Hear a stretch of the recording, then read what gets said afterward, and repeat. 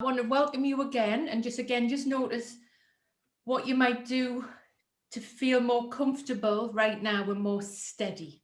Even the smallest thing, and just I'd like to invite you really to have your feet on the floor. You might want to sit on the floor if that's more comfortable. Just so throughout today, so there is a sense of feeling steady and grounded. Okay. Um, and the focus of today is the body. And when we work with the body, a lot comes up for ourselves and our clients or our students. Okay. And we can't be doing this today without mentioning that we are on the 13th of February in 2021 and we're all in lockdown. So I need to ask you to really be kind to yourself today. Whatever you need, you go and do it. Whatever you need to change, you do that. You need to make a cup of tea, go for a walk. It's being recorded. We need to really be mindful of ourselves and what we need today. Yeah, so we can't do this without being in the here and now, because actually this is what this workshop's about, the here and now and being in our bodies. So really just noticing the floor under your feet, maybe having a wiggle, have a little move, just whatever you need, just to feel steady,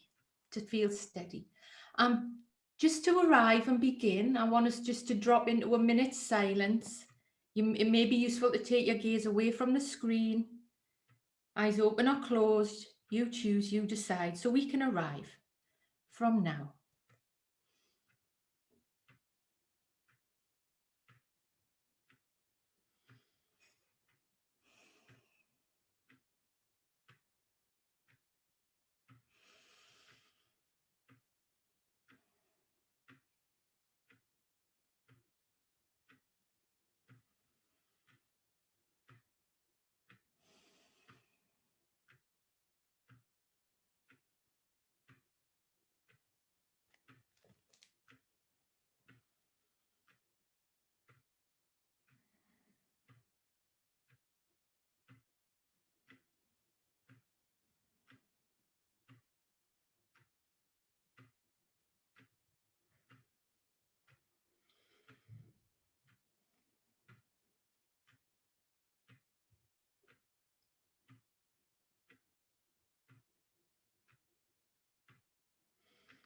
And slowly letting go of that and coming back into the space. Maybe wiggle your toes, wiggle your fingers, make your lips have a swallow, whatever you need to do. And again, coming back to that steady place. And I'd like to ask you today to really check out your own energy. So what is going on for you today? Are you tired? Are you hungry? Are you thirsty? Noticing your blood pressure, maybe noticing your breath.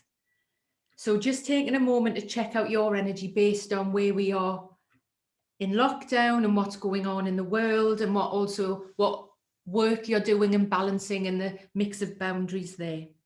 And I'd like you, again, around this compassion for self, and as people who work in as therapists, healers, yoga teachers, we're all working therapeutically at this time.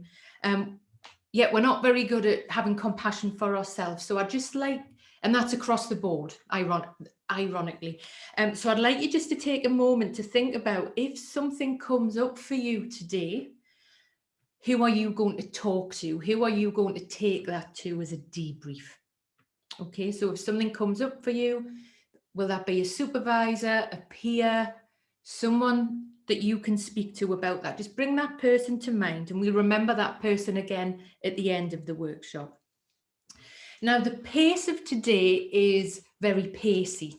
I am basically obsessed with this subject, and this workshop I can run as a weekend or over a few weekends, and we've got 4 hours, and also we're going to do some physical practice as well. So I get a bit excited, and I want to teach you about 25 years of stuff in, we've got 4 hours with a lunch and a couple of breaks.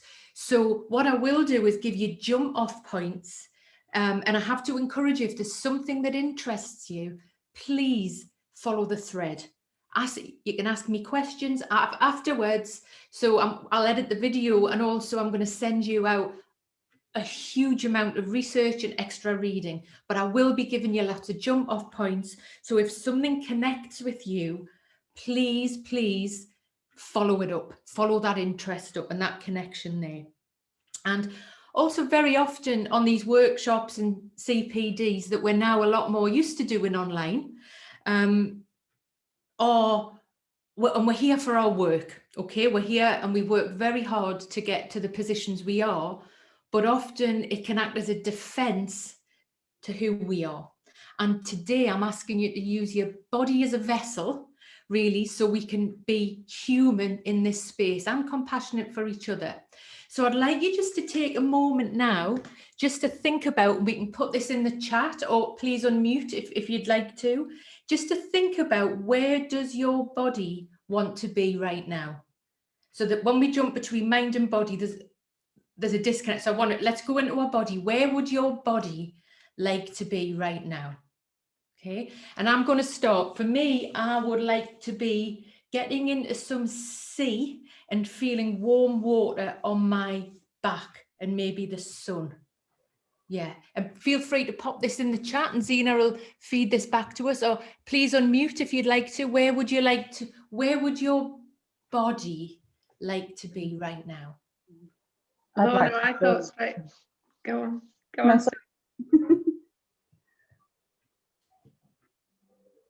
I was going to say, a bit like you, I wanted to be on a beach lying on the warm sand with my feet just in the ocean. Ooh. Yeah. Thank you for that, Naomi. Yeah, likewise, Lorna, Naomi. I'd quite like to just feel the water running over my feet, hearing the whoosh sound of the sea as it pulls back, the sun on my skin and a gentle breeze, and just everything that you get when you connect with that environment. Thank you for that. Well, I'll just fill you in from the chat. So we've got Louisa saying a warm, soft duvet. That sounds lovely. And Vanessa saying lying on a beach, feeling the warmth of the sun. Kerry saying skiing and sliding down a mountain. Wow. Mandy would like to be dancing. Ruth sitting at the top of a mountain in the Alps with the warm sun and wind with beautiful valleys below. That sounds amazing. Rhonda, hi Rhonda, is saying a body would like to be walking in the Mourne Mountains. Mary, sun in the back, blue sky above, water nearby. Got dancing with 5-year-old. We've got quite a few now. So soaking in a warm bath, pool, canoeing, again, top of the mountain, sun and breeze, somewhere with sun, snuggling in a bed with a heated blanket, lots of sunshine, cozy beds, warm sea. So it's definitely this theme seems to be water, mountains, or duvets. I love the spread of that. Really sensory. Thank you for sharing that. So really sensory, and I'd invite you to connect with that as we work through today as well, And also just really notice what you might need in this space and today. You need to open the windows, stare at the sky, pretend you're on the mountain, get into bed, get the hot blanket, whatever you need to do. I really need to invite you to do that. So thank you for that. Thank you for that. When we work with the body, this is a bit of a health warning, that first of all, it is not for everybody. And that is also okay. It's not an intervention that I'm then going to do with everyone. I don't work with it with all of my clients, or I work in very different ways. And also very often we need medical intervention. So for example, so this is using the GP, or that the client or the students are finding other support, for example, back pain, chronic pain, diabetes, thyroid, other autoimmune disease, that clients may need to go and talk about taking medication. They may have stopped taking medication. Also long COVID. And as we go through the day, it'd be interesting to share more what you're hearing. And one of the side effects of long COVID is extreme anxiety and brain fog. So again, often we do need medical intervention when we are working with the body.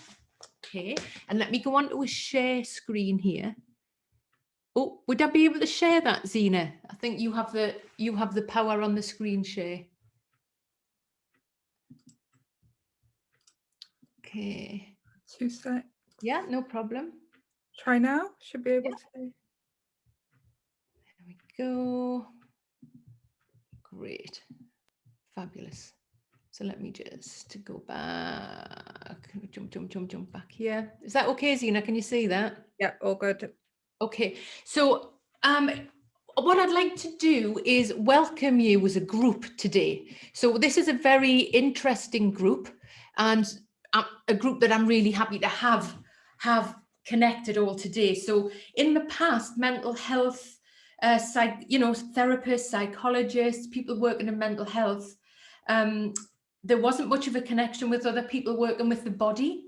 And what I've found is that mental health professionals, health workers, are often quite nervous about working with the body. There's some techniques, and actually in our training, there's no touch, there's no body. So yeah, you've got this group here wanting to know more, and then also we have yoga, health, movement.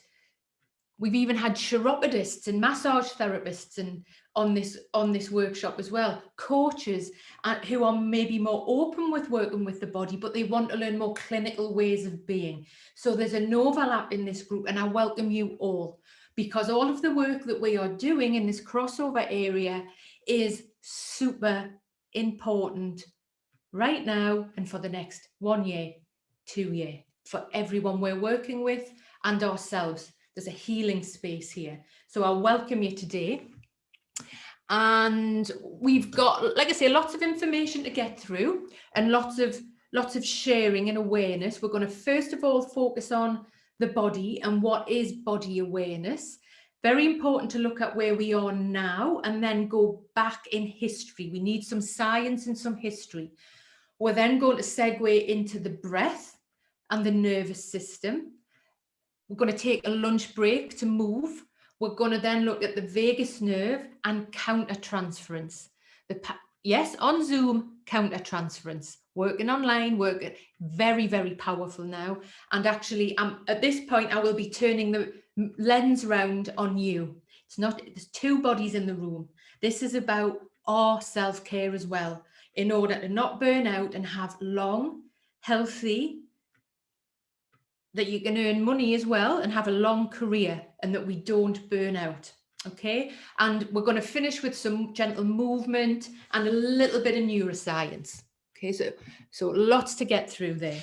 And the aim of today for me is to really illuminate the process of working with body awareness in your work.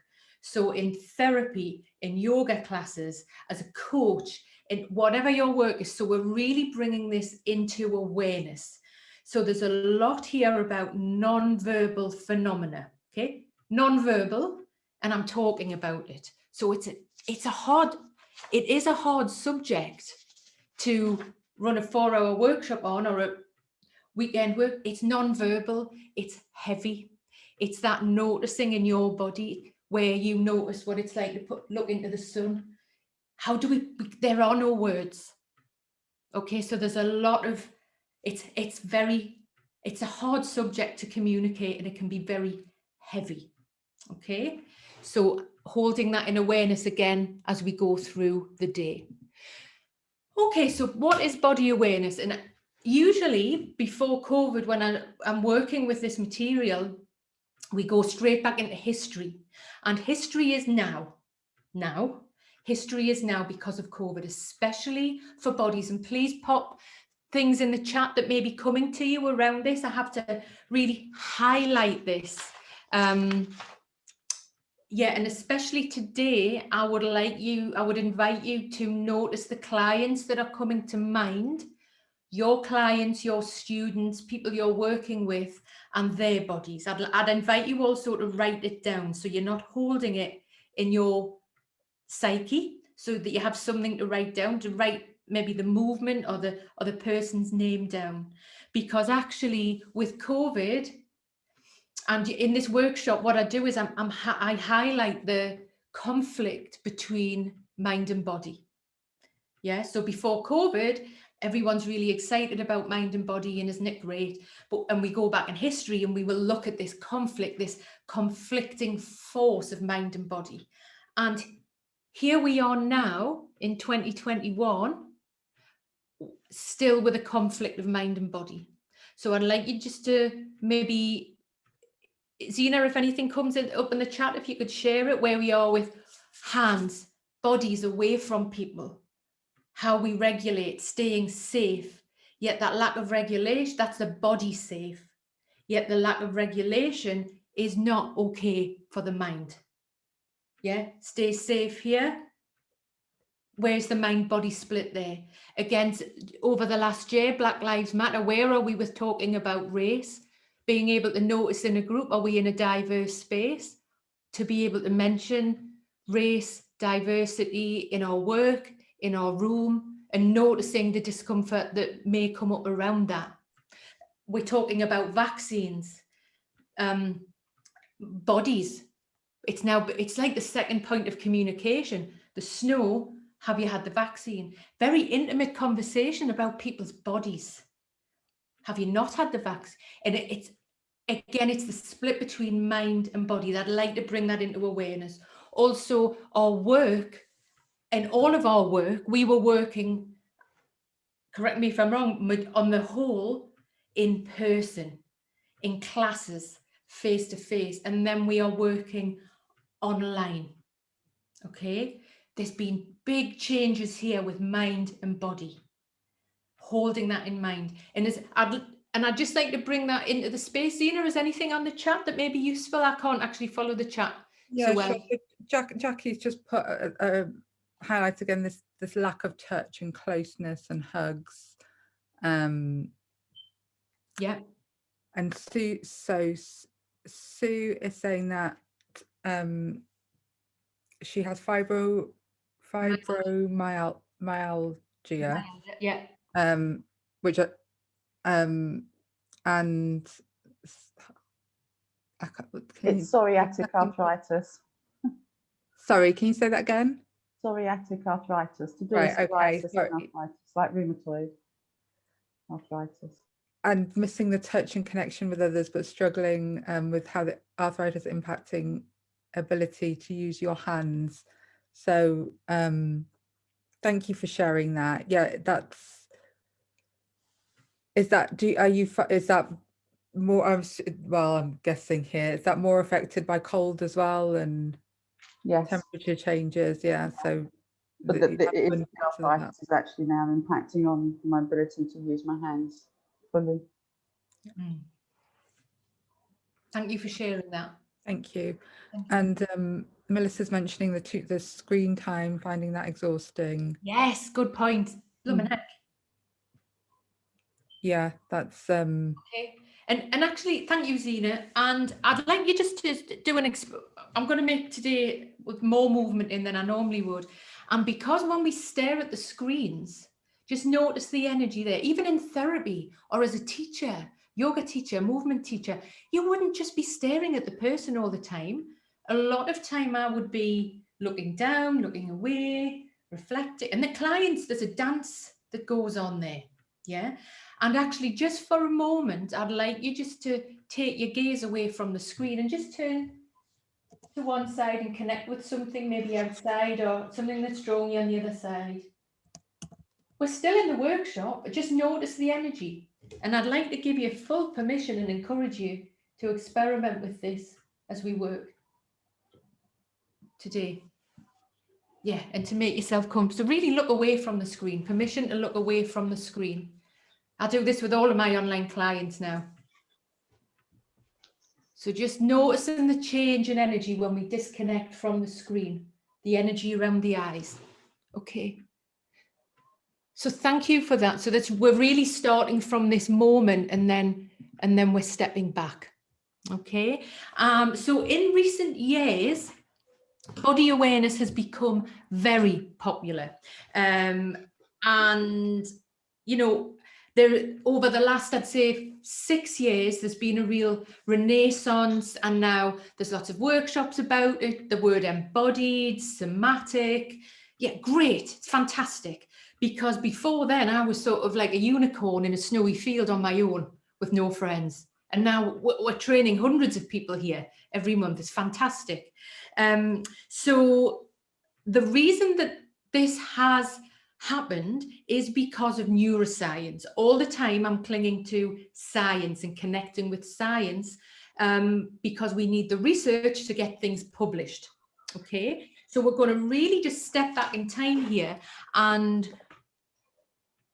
the word phenomenology. Okay, so what does phenomenology mean? Very important. So we're going back here to the early 1900s. So Edmund Husserl described phenomenology as a new approach to philosophical problems. So it's the great and the good, the hoi polloi, philosophy, art, coming together here with an overlap of science. We're going back in time. Notice all white men for a while. Okay, so this method of phenomenology actually brackets when something happens, and we are suspending it in time. So a bit like that picture with a heart, we bracket it. And it's about consciousness, so bringing something into this moment. So we may have seen this, or we may see this in the therapy room with the tapping foot, okay, or the when they're talking, you know, the pain in the neck, what's going on there, some phenomena that's going on. Just notice clients that may be coming to mind online. Okay, what's the holding, what may you notice here? We're bringing that into consciousness. Okay, and with phenomenology, the focus here is about the self, and seeing the self as the mental individual from which all mental acts issue. Okay, and the fact that these moments, parts of us are only presented indirectly. So we're coming from mind and talking into something being presented indirectly. So it's what you notice, and in your clients, in your students. This may be eye contact, pace. Please pop other things in the chat. We've got a lot of wisdom on this workshop today. What else may be? The pace that they walk, how they speak, eye contact, their breathing, okay? And by deeply and profoundly inquiring into the witness of all knowledge, of the specific philosophical inquiry, it brings it into awareness. So obviously these are some quotes I'm bringing back from the early 19th century here. So we are really bracketing something that's happened here and bringing it into awareness. Okay, so a gentleman who worked with Edmund was called Maurice Merleau-Ponty, and he was a French phenomenological philosopher whose main area of interest lay on placing attention on the human body. And at the time, this was hugely controversial. And there was a dance with art, and there's a dance with science, but there was splits happening, okay, around working with the body.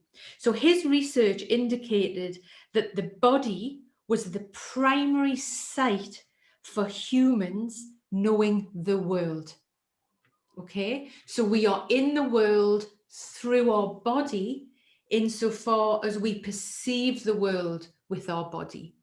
And again, we're straight on non-verbal here. I'm thinking of when there were examples there, people saying the sun in the face on the mountain, feet in the south. So we are perceiving the world with our body, and flesh is at the heart of the world. Flesh is at the heart of the world. And phenomenology, and again, there are books on phenomenology. Oh my God, they're really, really good doorstops, right? I mean, really, for something quite exciting, this is a really thick, if you were interested, I would give it to you. yeah, it's hard work, the books. So the phenomenology was beginning to bracket something that's happening. Notice take a moment to reflect on clients that you are working with, their bodies. What are you noticing? Their energy, their bodies. Okay. And again, picking up on the phenomenology, I'd like to bring in this gentleman called Daniel Stern.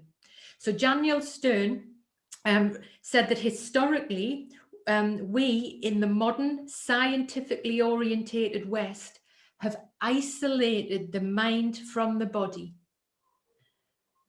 And again, this timeline for me shifts between back then to where we are today, isolating mind and body from nature and from other minds. Our experience of our own body, nature, and other minds has to be constructed privately and perhaps quite ironically within our own mind.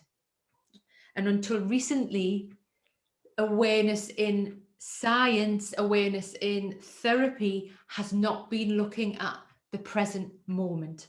Okay, so again, at the time, this was really sort of a brick through the window in the work of therapy and science, where Daniel was saying that, in short, until recently, mainstream academic psychology has had no pressing need to pay attention to the nature and structure of the present moment. So that thing that is happening now. Okay, and it's only because of our work with neuroscience, this fruitful movement, this momentum started to build. So that was 2004. So from then, we are where we are now, and that momentum has gained and gained and gained. However, again, I have to highlight this conflict between mind and body. And it's very important when we look back in history, in science, when we talk about the body, that we talk about Freud. I'm going to bring 3 people in that are important. I'm sending you a huge amount of information and reading if you're interested more in the historical side. So Freud himself spoke about mind and body coming to be experienced as conflicting forces. Okay, and he believed that we must turn our own unconscious, like a receptive organ, towards the transmitting unconscious of the patient. So your unconscious is able to reconstruct the patient's unconscious. Okay, so there's a lot of, and we've got a non-verbal space again. So Freud himself attended lectures on phenomenology, and he also, as you will know, he massaged his patients, he kneaded them, he stroked them, he pressed their forehead, he'd pay minute attention to their aches, pains, smells, secretions, energy cycles, sexual arousal. So Freud spoke about an electrical charge and energy. Okay, he spoke of an electrical charge spread over the surface of the body. Okay, and if you think about 2 bodies are in the room, or and this is online as well, and this is very powerful, and as teachers working with groups, it is a very remarkable thing that the unconscious of one human being can react upon that of another without passing through the conscious. I'll read that again. It's a very remarkable thing that the unconscious of one human being can react upon that of another without passing through the conscious. Okay, and in time here, when we're looking in the early 1900s, there was quite a lot of conflict around working with the body, and Freud was all about maybe being a little bit more in favor with people. And Freud had a #1 student called William Reich. Now, people know about Freud, and not many people know about William Reich. So William Reich was one of Freud's very early disciples, and he placed emphasis on body, energy, so focus on breath. Okay, think about your client's energy, think about your client's breath. And there was a real hoo-ha and fallout between Freud and Reich, and Freud had him banned from The Great and the Good in Vienna, and this is because of the conflict, and there was a political timeline going on here about mind and body and what can and cannot be proven and controlled. So Reich brought the body into primary analysis, and it was attention on the respiratory system so we can regulate, okay? And also muscular tension.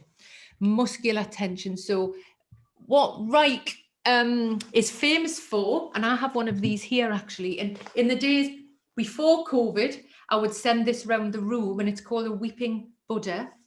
It's really useful to use with people with depression, just to let them hold this, okay? And that there is something called character armor. So think again, I'd like you to think about your clients' bodies and what you've noticed here. So character armor is the sum total of typical character armor, which an individual develops as a blocking against their emotional excitations, resulting in a rigidity of the body, lack of emotional contact, and deadness. So when I was researching this as part of my work, this is the bit where the lights went on. For me, and I'm sure you've heard this, it's the deadness, the frozen, I'm numb.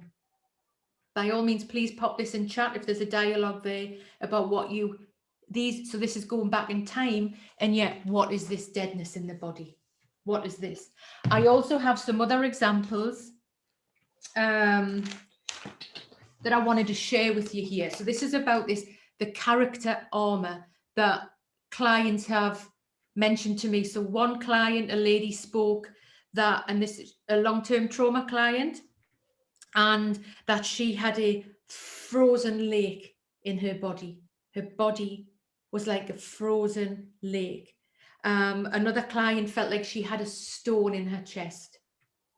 A stone in her chest. So there's a use of a metaphor here. And often, you know, the clients are actually saying these, they will say the words. So again, I'm asking you to reflect on what you may have noticed with your clients. And it's this holding. This is a beautiful piece of art. If you're interested in this subject, and when COVID lifts and you want a day out, I have to encourage you to go to the Yorkshire Sculpture Park. It's full of beautiful things like this. Please have a look at their website. It's all non-verbal, huge stuff in nature. Okay. And there's something very important that I need to highlight just before we go into a breakout room here, is that the conflict with Fritz Perls was that Freud had him banned from Vienna. He went to America. His books were burnt by the Nazis. He was then imprisoned by the FBI, and he died in prison. And only over the last few years have his files about energy, the breath, and the body been released. It all seems very sensible and normal now where we are with science, but at the time there's a political conflict talking about mind and body. And again, I'm asking you just to notice the juxtaposition between where we are then, where we are now, and what that feels like. So holding your clients in mind, we're going to go into a short breakout room, just 10 minutes. What have you noticed in your clients' bodies, students' bodies? There'll be about 2 minutes each. So just if somebody's getting a bit excited, just to slowly segue them back to, you know, we all need time to speak. So we're all heard in the group, and then we'll feed back. So Zena, are you okay to send people into breakout rooms?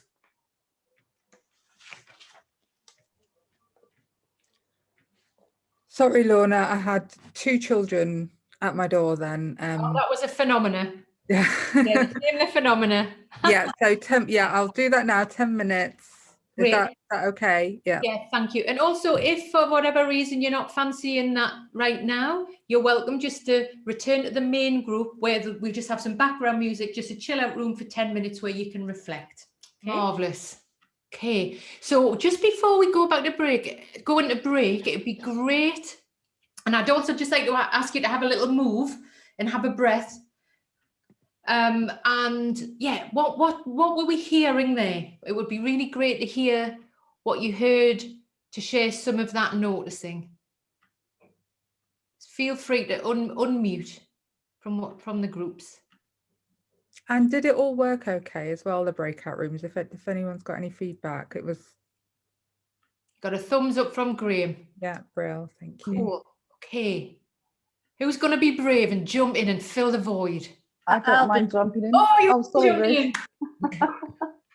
Super. Go on, go for it. We were just identifying how much nature and walking outside really releases tension for ourselves and clients, how it frees us, acknowledging that, Thanks. as Graham said, that we are actually part of nature, but connecting with that aspect of ourselves. I think we close off from it, and are particularly closed off at the moment because of the isolation that a lot of us are experiencing. Brilliant. Thank you for that, Sue. Thank you. Ruth? I mean, I could have listened to my breakout group all day. I've put that in the chat. What an amazing group of people. Oh. So even though I'm in quite a different sort of world to therapeutic practitioners, I think what resonated was that in all of our work, the body was both a refuge and a weapon almost. And I kind of used that earlier, that and disassociating from the body into sort of non-movement was a theme I think that came out. Yeah. I think that's what came out from some of the conversations that we were having. Ruth, was there anything like a phenomenon? Was there a walk? Was there anything from the groups? What was the noticing? What do you notice? So what I noticed from my group, because I was talking about my coaching clients and my teams, is in the work that, and they're all kind of generally leaders, they're talking about being very static and very much in the cognitive and visual space, looking at a screen. And when I gave one of my groups, I said, right, I'm just going to give you, 15 minutes, go and do whatever it is you want. And every single one of them, I think, went and did something physical. So one went to play the piano and said she really enjoyed feeling the keys. Another went for a walk. So it was that sort of movement being a respite from the kind of being in the head all the time. Yeah. Thank you, Ruth. That's great.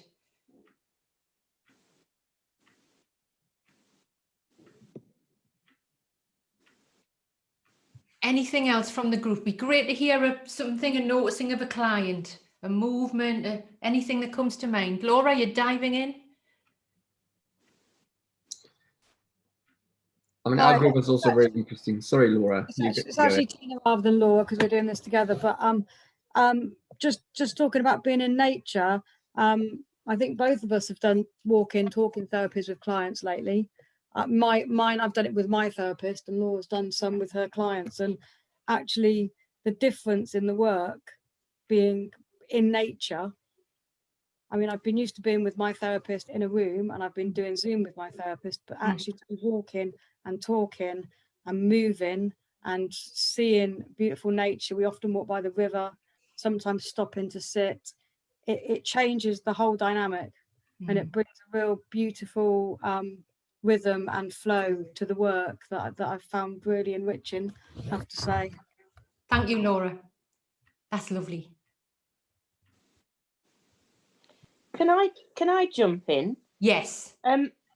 I suspect because of how I am, I tend to get quite a lot of clients who actually their refuge is not their body, it's their mind.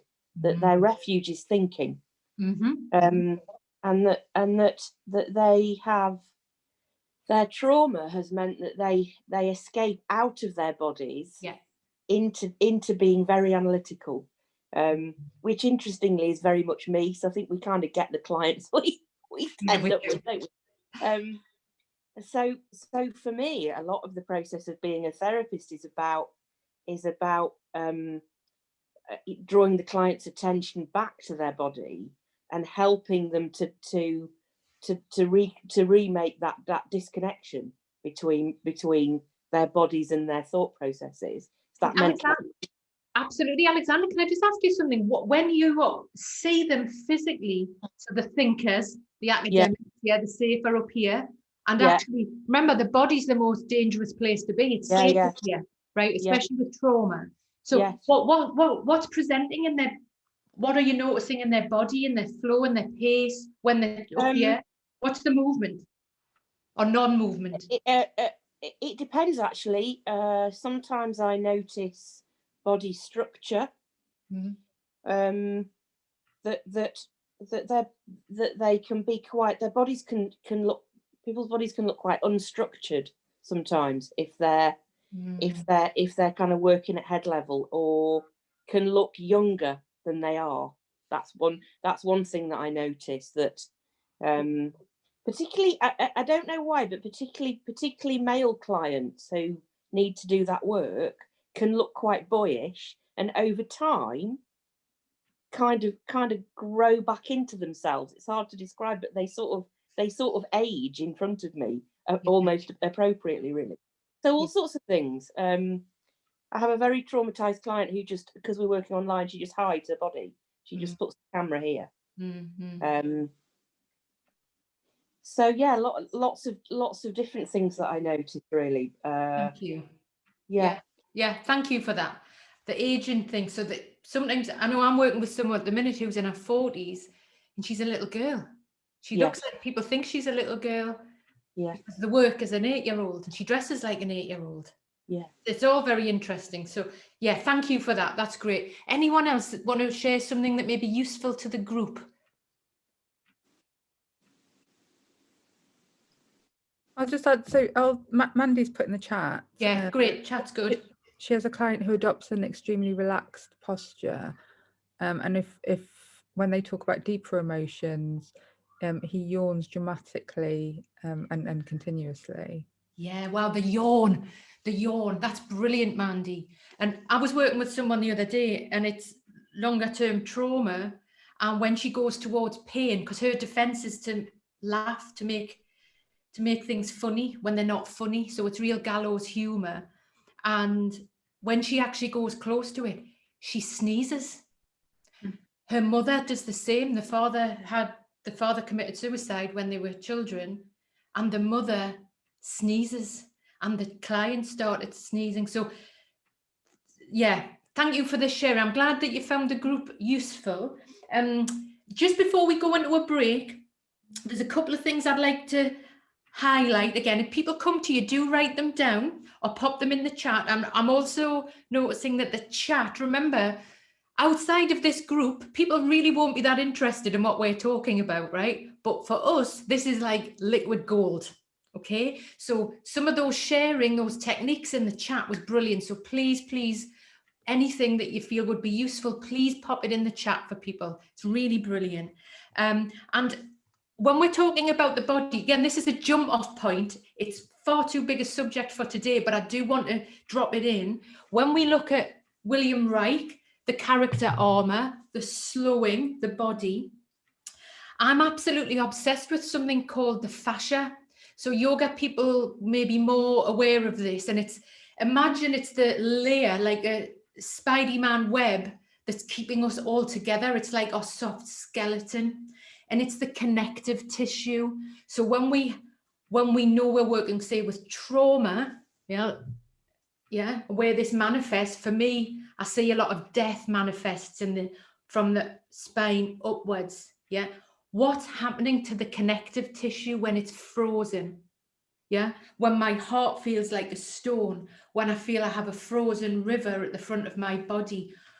I'm absolutely obsessed with fascia. Please look into it. I'm running workshops on this in a few months' time. It's my absolute passion, but there is a wisdom here, and I'll just read a quick quote about fascia, okay? So the fluids within the body are a kind of sense organ, okay? Not just the brain, for their ability to conduct and convey information. So within the connective tissue, the fascia, there are fluids and there are hormones within there. And actually, William Reich invented a type of massage called rolfing, which is basically, I think you pay £150 in London to get this done. It's like someone rolling you out with a rolling pin. Okay, so it's rolling that out.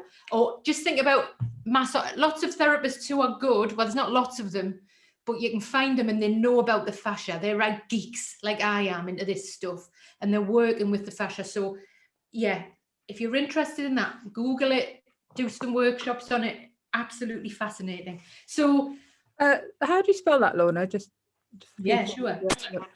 Fascia is spelt Fascia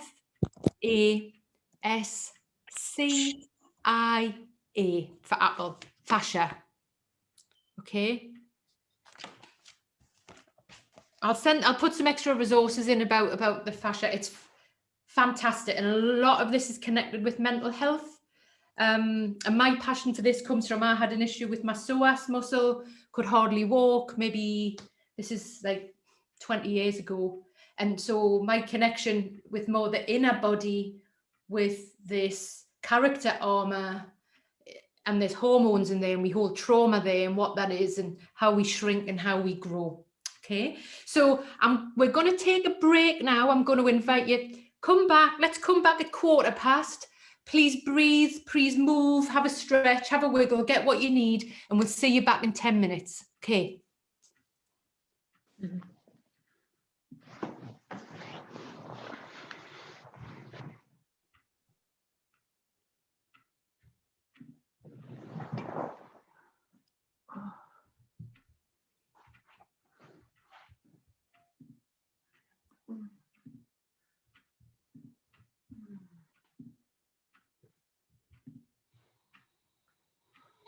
I still dream of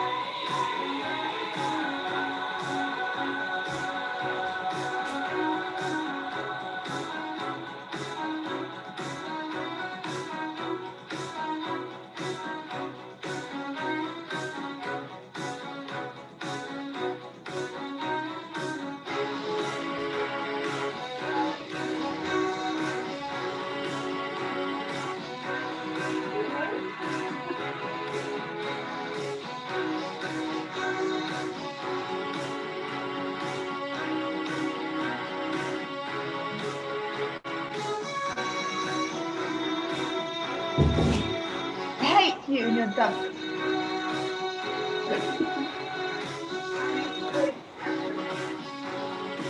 I did strawberries. I covered in strawberry yogurt. And red paint. Okay, it was good. Been having that just for breakfast anyway.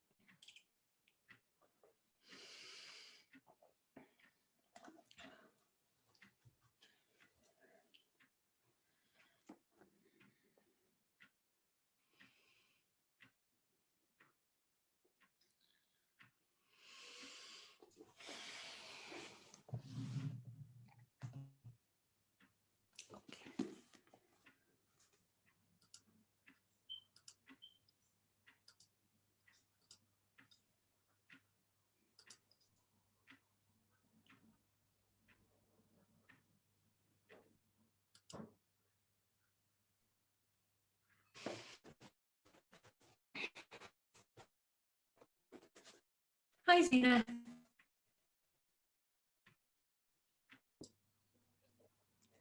you want to pop it on? Pop the. Can you hear me? Am I off? Yeah. Do you want to put it on the room view so I can? Oh yeah, keep me right. Yeah. Pull it back. Okay. Yeah. Ah, okay. So that's everyone can see that. So we're flooding back in from all over the UK. Love it. So anything in chat that's worth popping in, Zena? Anything come up that may be useful? So welcome back, everyone. Mary did ask if you could explain a little bit about Red Riding Hood, or was that to someone in the group? It was Laura. That was me. Yes. So someone said about yawning, and sometimes it might be helpful to use things like fairy tales to kind of bring clients to some understanding about what's going on for them. So somebody said that it's a bit like when you yawn, you show your teeth. It's kind of an animal process. And I just suddenly thought of the Red Riding Hood story. And sometimes using those kind of fables helps people to connect with what's going on outside themselves so they can understand it more from a third person, and then connect it back to themselves. It was just an idea. I love that you just shared that, Laura. Thank you. And that is quite odd, because I've just picked up a book about wolves to share with you. So we'll just go with the flow with that one. Thank you for that. Very cool. So welcome back, and I hope you've had a move. And again, I want to invite you. What do you need to do to feel more comfortable right now? Do you need a blanket? Do you need to hit the floor? Do you need to open the window, move in the sun? Whatever, you have a wiggle, whatever you need to do. Please do that right now. And again, just noticing your feet on the floor to feel steady, feeling steady. Okay. Okay, and that video that I just played there was random, and also that Kate Bush song. Kate Bush is friends with William Reich's son. In that video, Donald Sutherland and Kate Bush, it is the story of William Reich's life, and the FBI imprison him and he dies in prison. So I'll send you a link to that video as well. So yeah, that's quite lovely. And again, just on that Laura and the Wolf and Little Red Riding Hood, I'm just going to bring something in again around that Frozen. And we don't have to speak, but I just wonder, when I'm naming the numbness, the frozen, the deadness, is this something that you're aware of? Can you do a wave if that's something? Great. Some people have got their cameras off. I don't know, would the people put the camera? Is that familiar in the work? Any other words around that deadness, frozen, numb? What are we missing here? What do we hear? Laura? Anyone? What do we hear? Stuck. Void. Stuckness. Go on, some more. Stuckness, yeah. Avoid stuckness, not feeling anything, disconnected. Broken. All from the chat. It's not me. Yeah. Hardened heart, numb.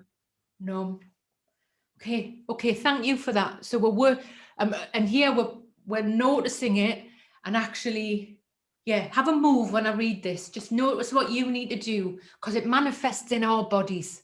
It doesn't just stay in their body. Even online, it gets into our bodies. Just notice where you feel that, okay?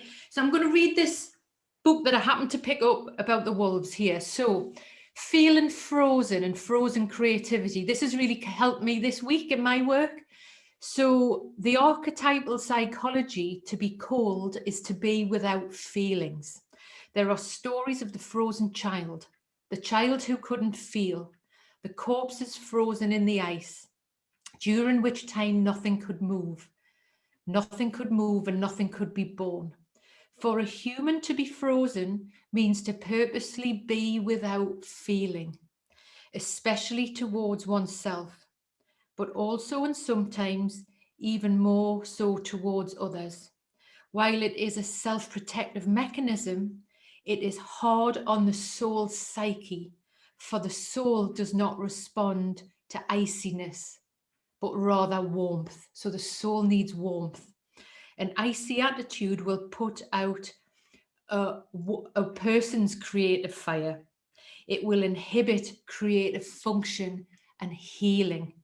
This is because of the weather as well, and where we are with lockdown, and it's frozen outside. The world is frozen. So this is a serious problem, yet the story gives us an idea.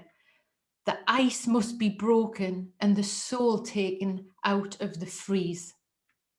So when writers, for example, feel dry, they don't know how to write, okay? But if they're locked in ice, they won't write. There are painters who are gasping to paint, but they're telling themselves, get out there, your work is strange and ugly. There are many artists, therapists, yoga teachers, coaches, all of us, yeah, who have gotten a good foothold on who they are and their creative lives. However, the frozen is keeping us stuck, frozen. So what is the solution? So I'd like you just to imagine some ducklings on the ice. You may have even seen some this week. Ducklings on the ice. So do as the duckling does. Go ahead, struggle through it. Pick up the pen already and put it on the page and stop whining. Write. Pick up the brush and be mean to yourself for a change. Paint. Dancers, put on your ribbons. Therapists, get in your seats. Dancers, move. Actresses, musicians, knitters, painters, bakers. Generally just stop talking. Don't say one word unless you're a singer. Shut yourself in a room with a ceiling or a big clearing under the big sky and do your art. Generally, a thing cannot freeze if it is moving. So move, keep moving. Okay, and that's from this fabulous book that I'm sure you all know about called Women Who Run with Wolves by Clarissa Pinkola Estes. Okay, fabulous. So things cannot freeze if they're moving. So bring the body in here. Okay, so I'm going to ask us to move now. So I want to ask you to stand where you are. I'm going to just move back.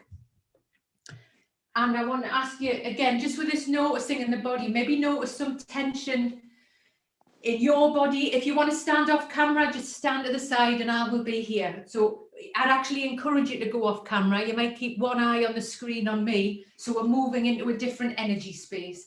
Please stand in the point in the room that you want to be in. Okay, you may be in the light, staring out the window, whatever feels right for you. Okay, and I'm going to ask you just to take your attention to your feet. Take your feet so they're around hip width apart so you feel steady.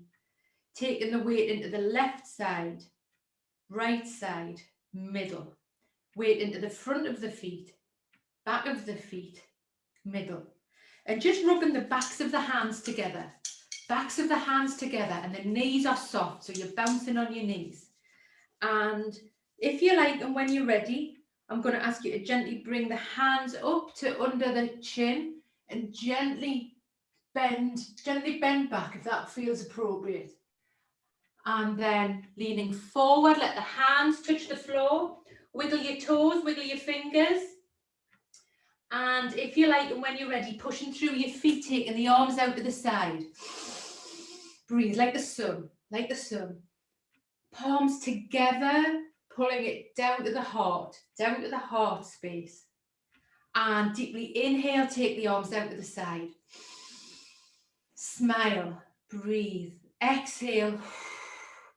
Backs of the palms touch. We do this again. Inhale. Backs of the arms to the chin, gently back bend. Exhale, fold. The neck is soft, Wiggle your fingers, wiggle your toes. Pushing through your feet. Take the arms out to the side like the sun. Palms together at the top. Bringing the hands down to the heart. Soft knees. Take it out, smile. You may want to put some wiggles in your fingers and your wrist. Just move however you want to move right now. Let the hands fall down again. Backs of the hands touch. We'll do this one more time. Inhale. Exhale, fold forward. Let the head be soft. Wiggle the fingers, wiggle the toes. Push through the feet, power through the feet. Arms out to the side. Inhale, like the sun. Palms touch at the top. Exhale, bring it back to the heart. Inhale, take the arms out to the side. And I encourage you here, really squeeze, take that back bend, squeeze into the shoulders, reverse the being on the computer, reverse the leaning in, let the hands fall down and just have a little shake and a move here in that space that you want to be in. Okay. And I'm going to ask you to notice something in the room that you're in that you may want to connect with. It might be a cushion, it might be a cat or a dog. All cats and dogs welcome, by the way. And just take a movement that you want to make right now and go and connect with that thing that you wanted to get a hold of. I would wish it was the dog, but the dog's not here at the minute. So I've got a yellow cushion. Okay. And just slowly coming back into the space.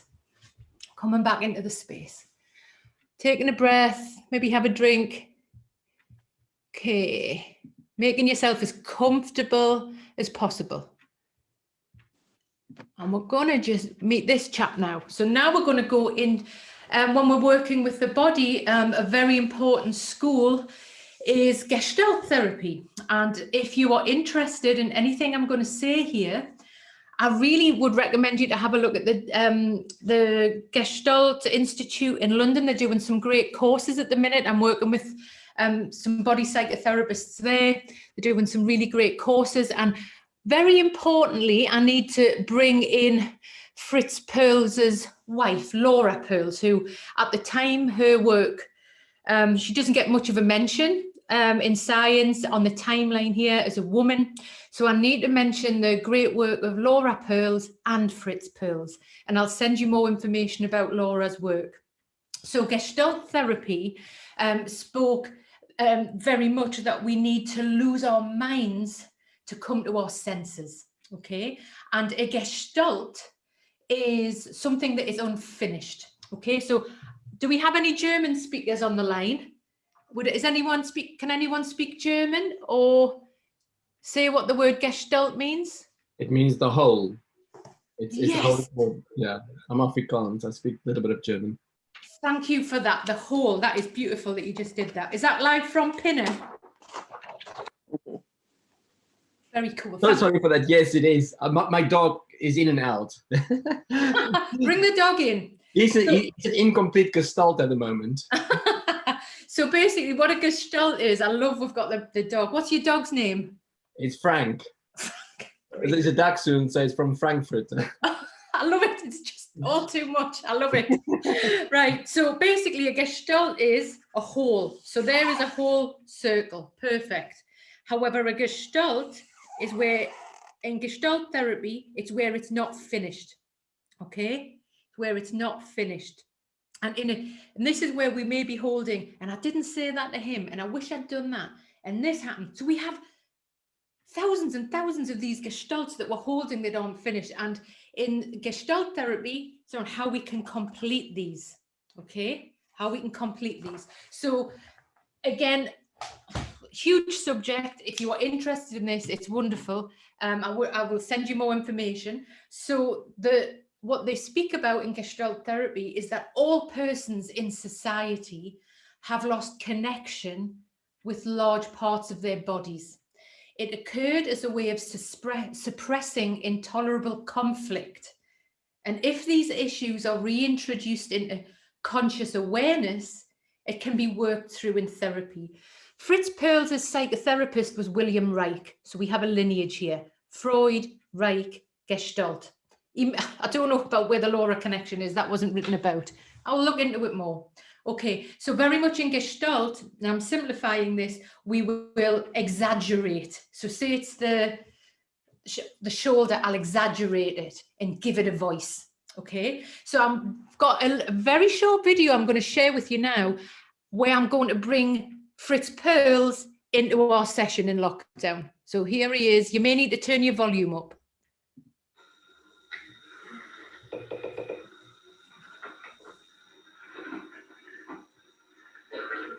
So I invite anyone who wants to come forth and work with me to take the hot seat.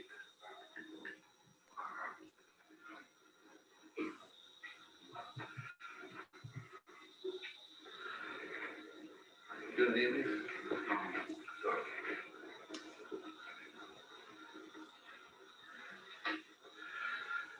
I have only one request to make to you. To use the word now if possible for every sentence.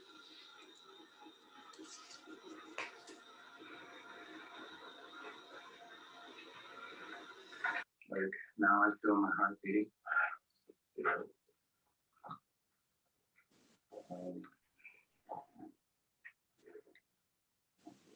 And now I wonder why I'm sitting here.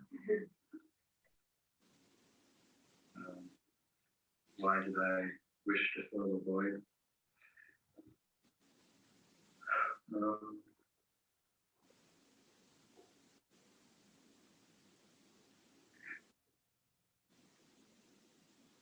Now I'm wondering, what is there to work with? Yeah. That means a lot you hear. And with respect to Freud and his psychoanalysis. Freud said a person who is free from guilt feelings and anxiety is healthy.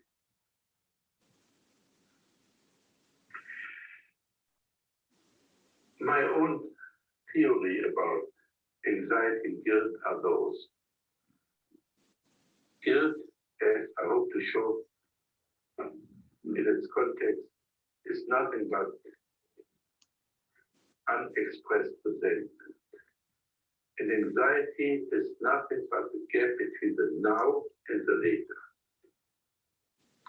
As soon you leave the secure basis of the now and jump into the future, you experience anxiety, or in this case, stage fright. You get excited, the heart begins to race and so on and so on, all the symptoms of stage fright. The fact that we very often don't notice our chronic anxiety is simply that we fill the gap of the now and later with insurance policies, rigid character formation, daydreams, and so on. If you reduce the later to the now, the anxiety is bound to collapse. So let's do this now. Close your eyes and tell us in detail what do you experience now. Well, physically, I feel the warmth, one hand and another.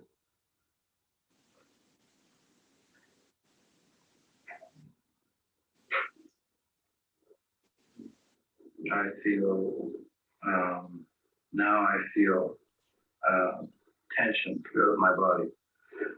Can you especially up here. Right. Can you enter this tension?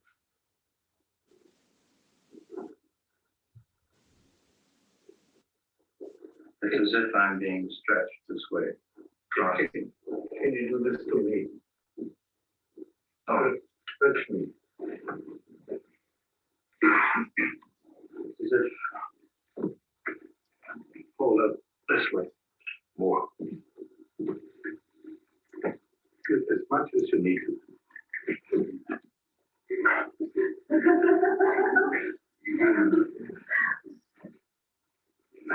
Okay, sweetheart.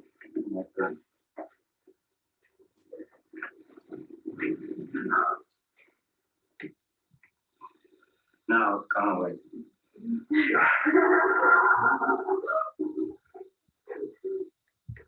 If you learn to do unto others what you're doing unto yourself. Okay. So I have, that video lasts about 13 minutes. So I'm sending you the video of that. It is worth watching with a cup of coffee or a cup of tea. You might want to have a cigarette like he was doing. That's quite funny. He does start it saying he starts every therapy session with he needs his cigarette and a cup of coffee, which is quite funny. Again, when you go up the timeline of where we are now. And I now have clients online who are vaping online. That's another story.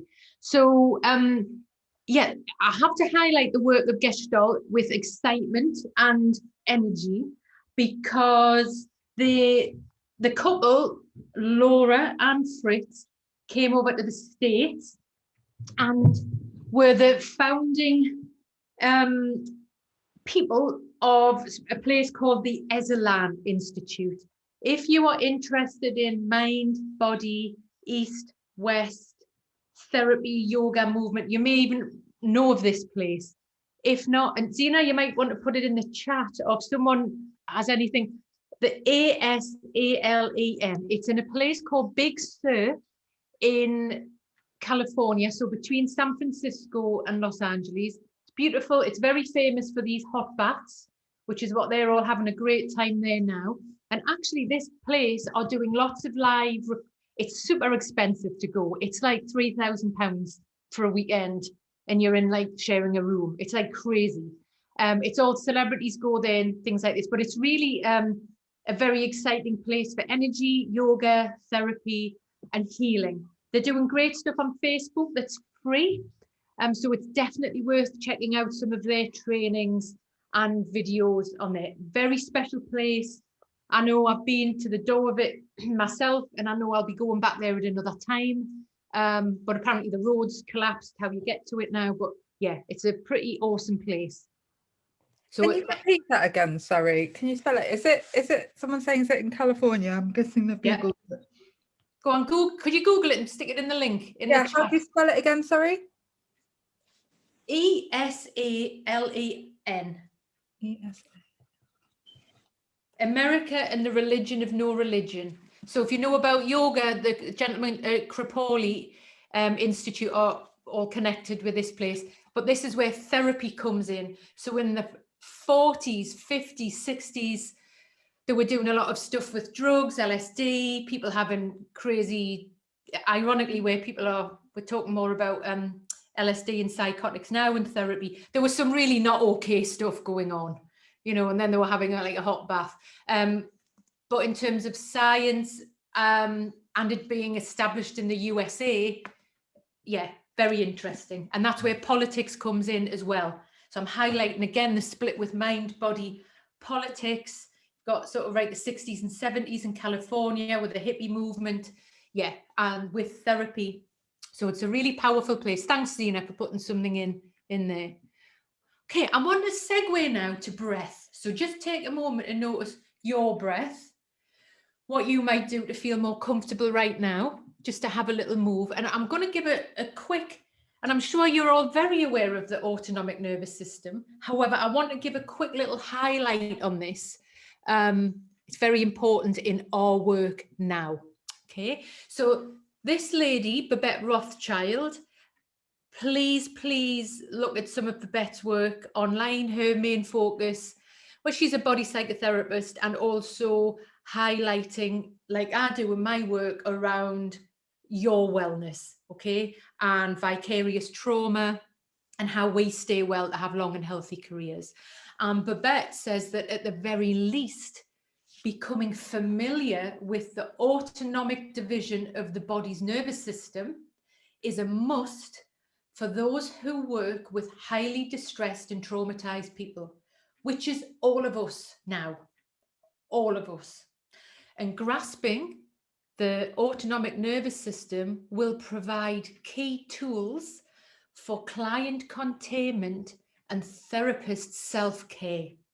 And I really need to highlight therapist self-care is more important now. You are more important for you to be well, for you to be first, because there is a lot of work, a lot of clients, a lot of stuff that we need to be dealing with, and we've got to be well ourselves and be constantly working on it.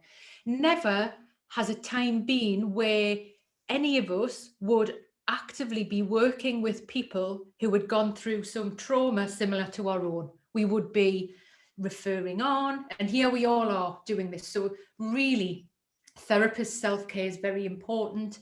And there's what's absolutely wonderful, again, Babette's usually in the States and you have to pay a lot of money to do a lot of these workshops.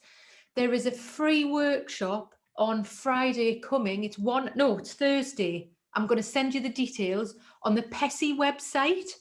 In fact, I'll find it at lunch. And I think it's on Thursday night from 8 o'clock till 9 o'clock at night. 1 hour workshop with Babette about self-care for therapists, healers, teachers, yoga teachers. I'll see you there. I'm going to send you the link. Okay. And where we're segueing here to the breath and the nervous system is that, yes, Reich had attention on the breath, Gestalt, the breath and movement, okay? And actually the ability to self-regulate is critical to a sense of agency, healthy narcissism and social confidence. Think where we are now with people not being able to self-regulate, isolated, living on their own, at risk, kids aren't at school. Regulation, okay? So by having regulation, the breath, just notice your breath when I'm speaking about this, and when you're noticing clients and people you're working with. Higher, I can feel mine is higher here, so more anxiety.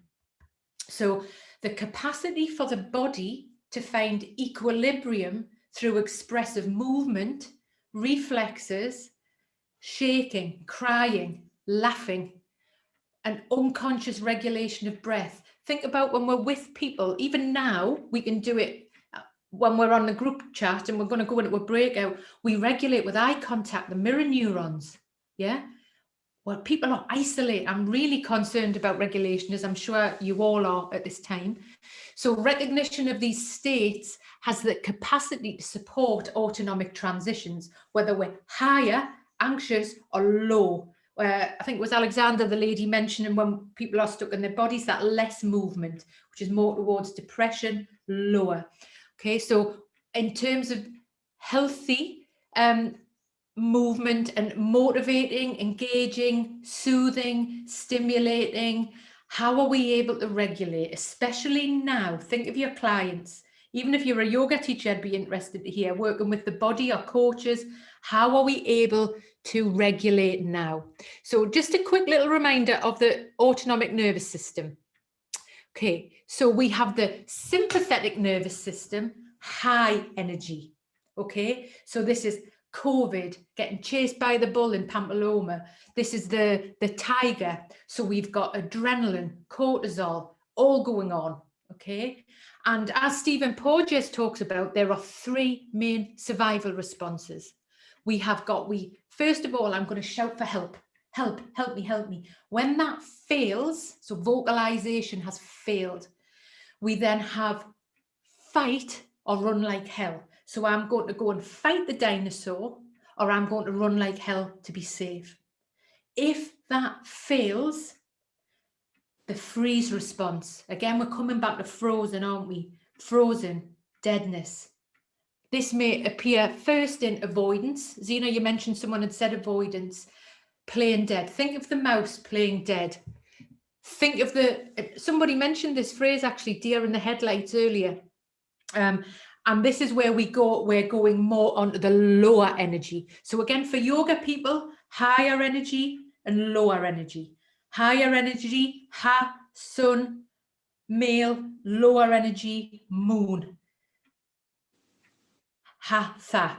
Okay, hatha yoga, the lower yoga. So the parasympathetic nervous system, the lower energy, healthy, we need to go here and rest, digest, feed and breed.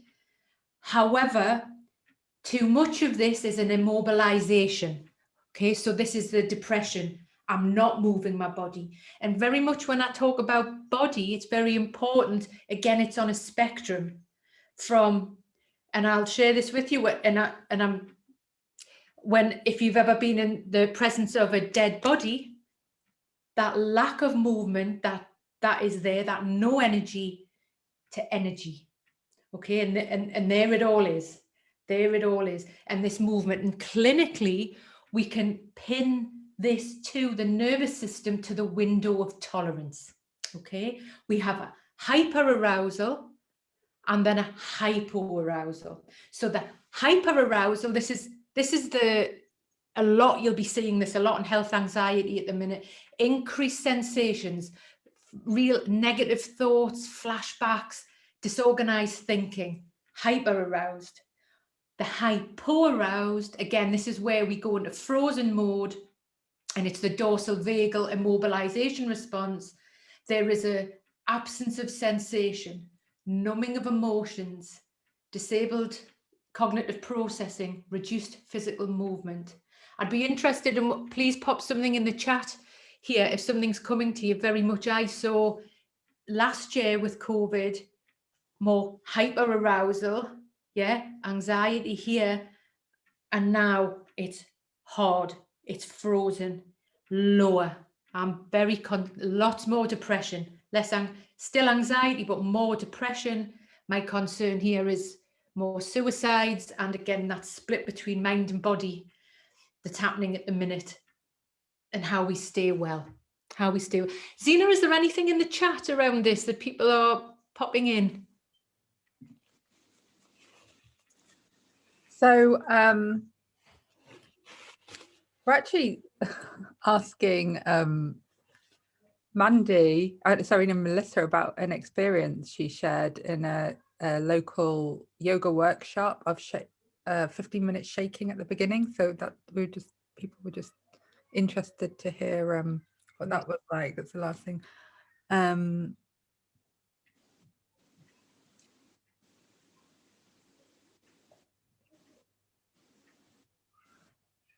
the shaking's interesting. Again, if you think of the animal response.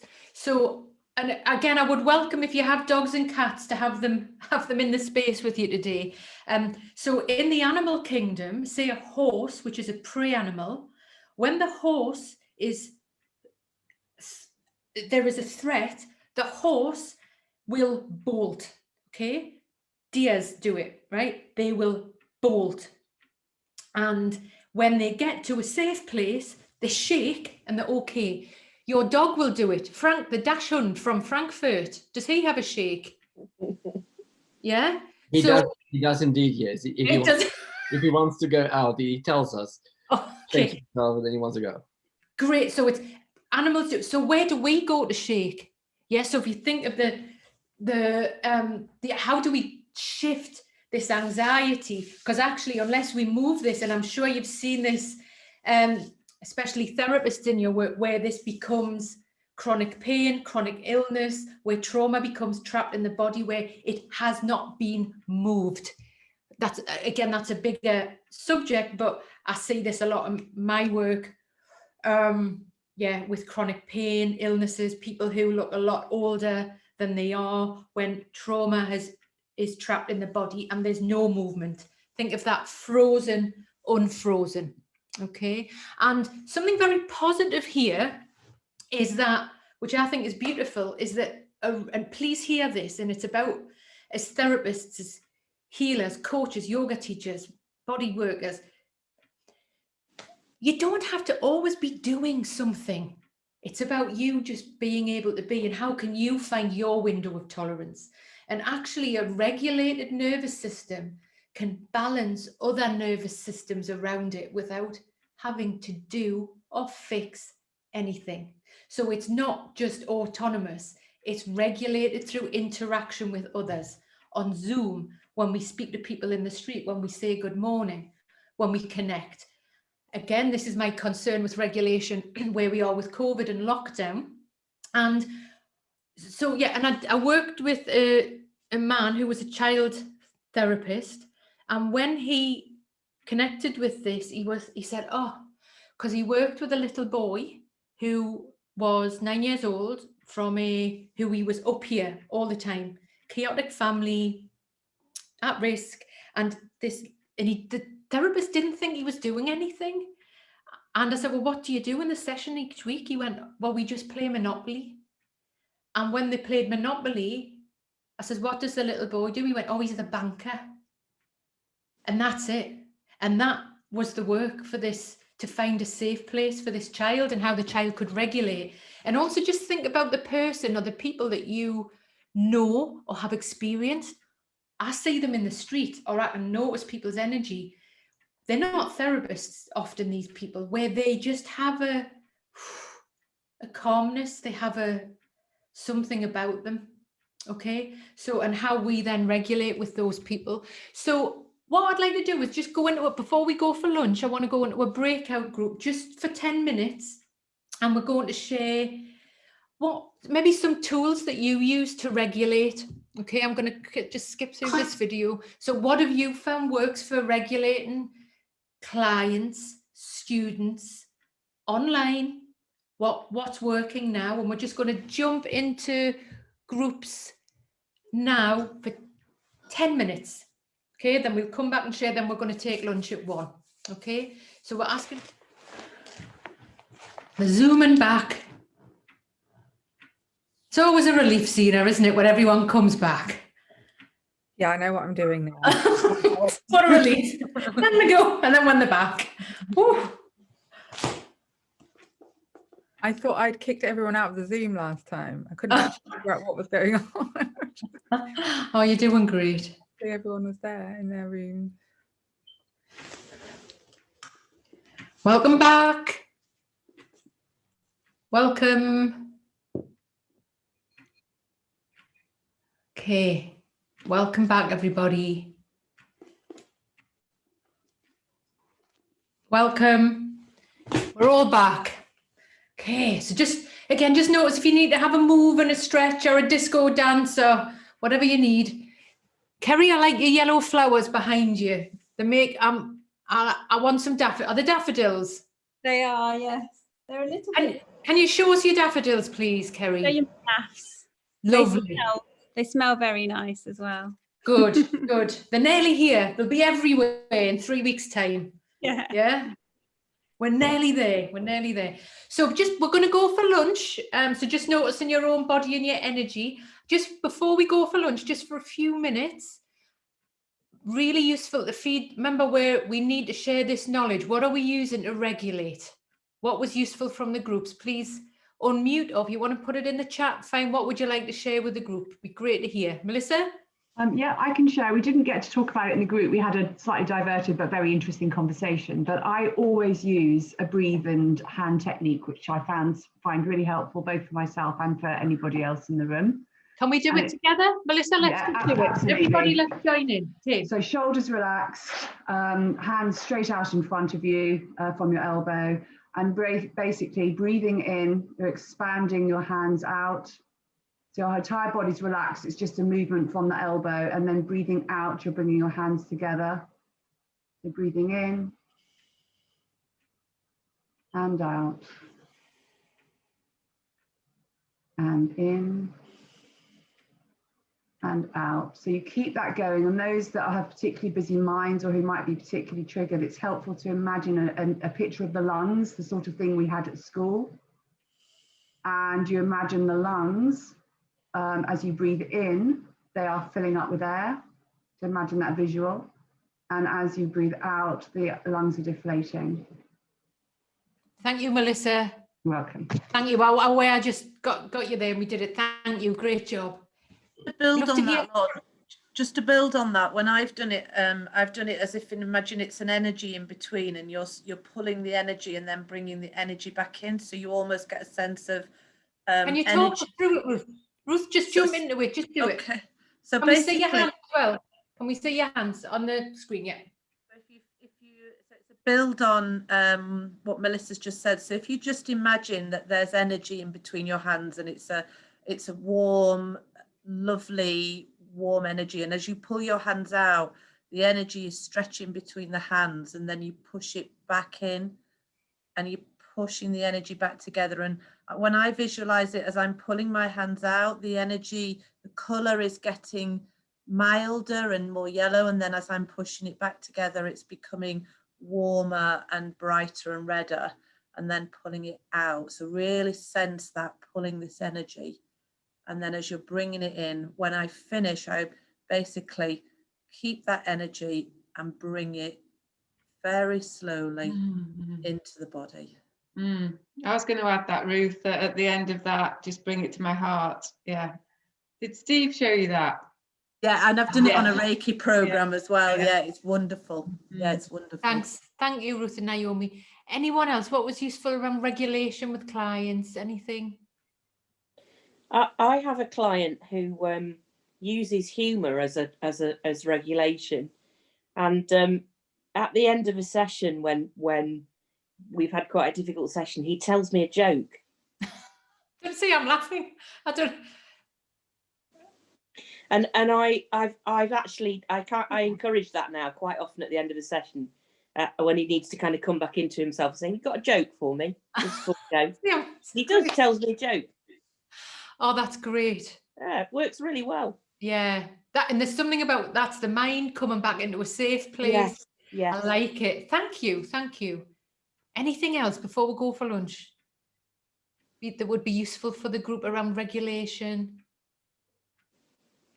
I just get them to stand up sometimes, just give them permission to just literally change their physical position, the eye movement, focusing on something. But the standing up and changing position, I think is quite helpful. Yeah. Right, let's all do that now. Right, let's come back at past. Let's stand up, change our position, power up, fuel up, and we'll see you at past. Job done. Well done.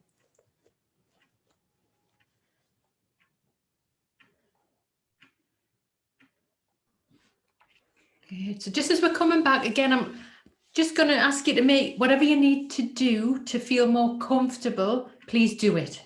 Whether that's putting a bit of hand cream on like Naomi. I need some hand cream. Gosh, I need some. Oh, it That's smells what I want to lovely. do now. It's exactly what I want to do. Find some hand cream. Yeah, I haven't got any. Bit of lip balm there, right? Anything we need to do, bit of a cuddle up, window open, just noticing the energy. Obviously, we've got the digestion session coming up. Ooh, as we sink into the lower end of the nervous system here, like that little sleepy pug. Okay, it's just coming back. Let me know when you think everyone's back or thereabouts, Zena. So anything to feel more comfortable.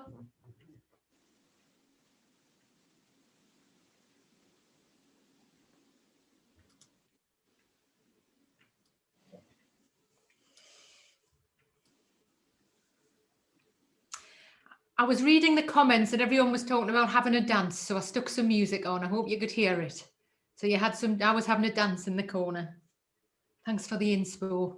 It's a bit hard DJing on YouTube, but never mind, did it? Always love your song choices. Thanks. Laura, always amazing song choices. I needed those today. Okay. Are we back? Are we all back in the casa? Love the tunes. I don't know. I'm wondering if people have their cameras off, maybe. Maybe they're eating a pot. Still finishing off bits of lunch. Back. Okay, we're back. If you want to join us with cameras on, great. If you're still eating your pot noodle, no problem. No problem. So I want to just shift the energy here a little bit as we go into the digestion afternoon session, sun sinking in the freezing February. Actually, the reason that I do this work, and I'm sure why you're interested and do this work, is because people get well. So this workshop is not about the ins and outs, and I do the workshops that are about the ins and outs of trauma, heavy, yeah? This work is about healing, and we need to be sharing tools now to keep ourselves well and sharing them with our clients. That's why all of this beautiful sharing is so important about things we can use with our clients and to regulate ourselves. So I'm really segueing into healing and some practical stuff now. Okay, and there was a few things I just wanted to mention that were quite useful on when I read through the comments there about regulation. Maybe clay. I know I work with sand, even I'm working face to face 2 days a week. So obviously they're not in the sand back to back, you know, but working with sand, and also the breath, and I will come back to the breath, that when we actually just inhale for 4, so if you can do this with me now, inhale for 4, exhale for 6. Inhale for 4, exhale for 6. When we inhale for 4 and exhale for 6, we instantly impact our parasympathetic nervous system coming down. When we're having, so this is more when people are anxious, yeah? You stop thinking, you don't know your name. If you can remember to move and breathe, that's going to get you to a point of thinking again. And yoga teachers, breath workers, there are many different tools and for breathing. It's just an easy one for people to remember. Inhale for 4, exhale for 6. What's wonderful now is there's other healing tools around the body. The Wim Hof breathing. I don't know, does anyone have clients who are really interested in this? Wave a hand, I can't see everyone. So anything, great. So Graham's given a good wave. Anything that is going to get people to the door, right? Whether it's the Netflix documentary that on Headspace, whether it's an app on this, whether it's their Apple phones that they're monitoring their sleep and their steps and their breathing, whether it's the Wim Hof breathing and, you know, and he's doing yogic breathing from thousands of years, brilliant. It's how giving people the tools to impact their nervous system. Okay, so there was clay, and also another thing that's quite useful, and it is about movement, and today is about movement and how we can move our bodies. That often with clients online, in the session, I had someone actually last week that's come to mind, And she was literally pinned down and stuck and frozen. And these were her words. The clients say the words that I have never said these words. And actually in the session, to get the client to move away from the laptop, to go into a space and just move. We can still speak, a bit like how the Laura, the lady who's with you, I can't remember her name, mentioned about the movement and the power when we're in flow, help and connect again. Very, very powerful, very powerful. And also thanks for the sharing about autism, ADHD. Again, if anyone has anything useful here, please put it in the chat. Staring into a camera is often not great. How can we be creative to move? Maybe just have audio, have people got toys to play with, you know, I mean, we've just got to bring it all now. We've got to bring it all. So yeah, excellent. Please keep sharing in the channel. So just as we come back again, I just want to, as the energy cools, I just want to just do something to shift our energy quickly. And I just would like you in the chat or unmute, just think about something that may have made you smile in the last few days. It can be the tiniest thing. Something that may have made you smile over the last few days. Just if you want to unmute, that's fine. I'll start with mine. And I've got this to remind me. I've got a little thing of the Mandalorian that I asked my stepson works in IKEA and he lives with us. And I said, because I'm obsessed with data, and I said, well, what's going on? What are the trends in IKEA at the minute? You know, I'm wondering if some shelf is selling more than the other. Just random board lockdown thinking. And he said, well, for the last 6 weeks, IKEA introduced a new teddy bear. And now when they're looking at the click and collect boxes, there are hundreds of these brown teddy bears. And if you Google these IKEA teddy bears, they're massive. They're 25 quid and they're these brown teddy bears that they are absolutely, so that made me smile. That made me smile about these teddy bears that people are hugging. Would anyone else like to share something or pop something in chat, and Zena can be our voice of reason and joy? We've got some things already. We've got bird song, doing something kind and generous for someone else, tiny floating snowflakes.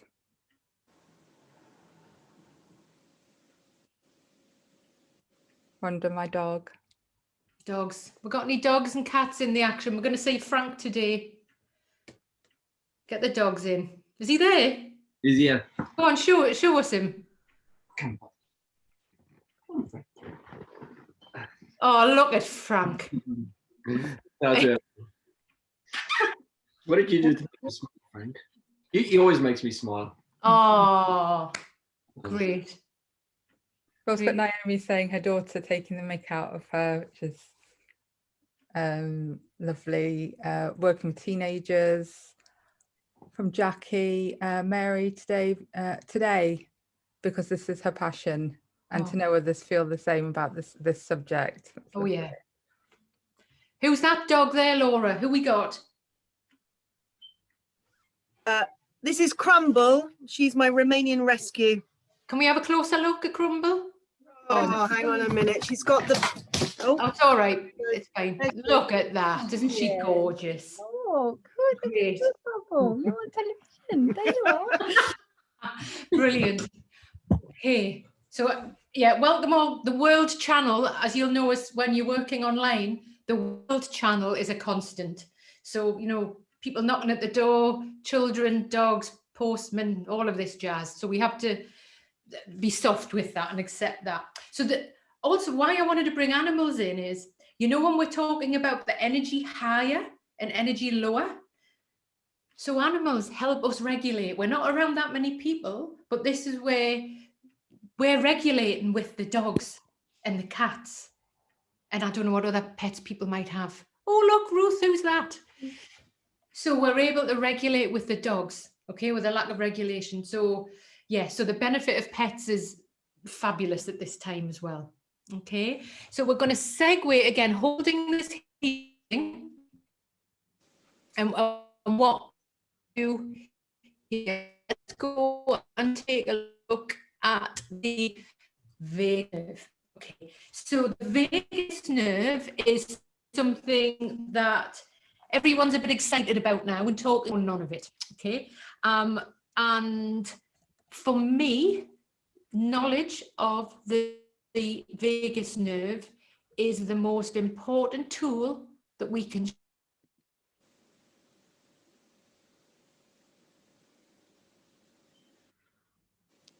Lorna, can you hear me?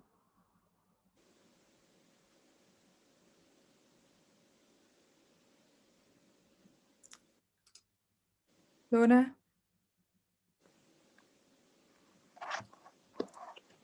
Lorna? Yeah, this is She's broken up, hasn't she?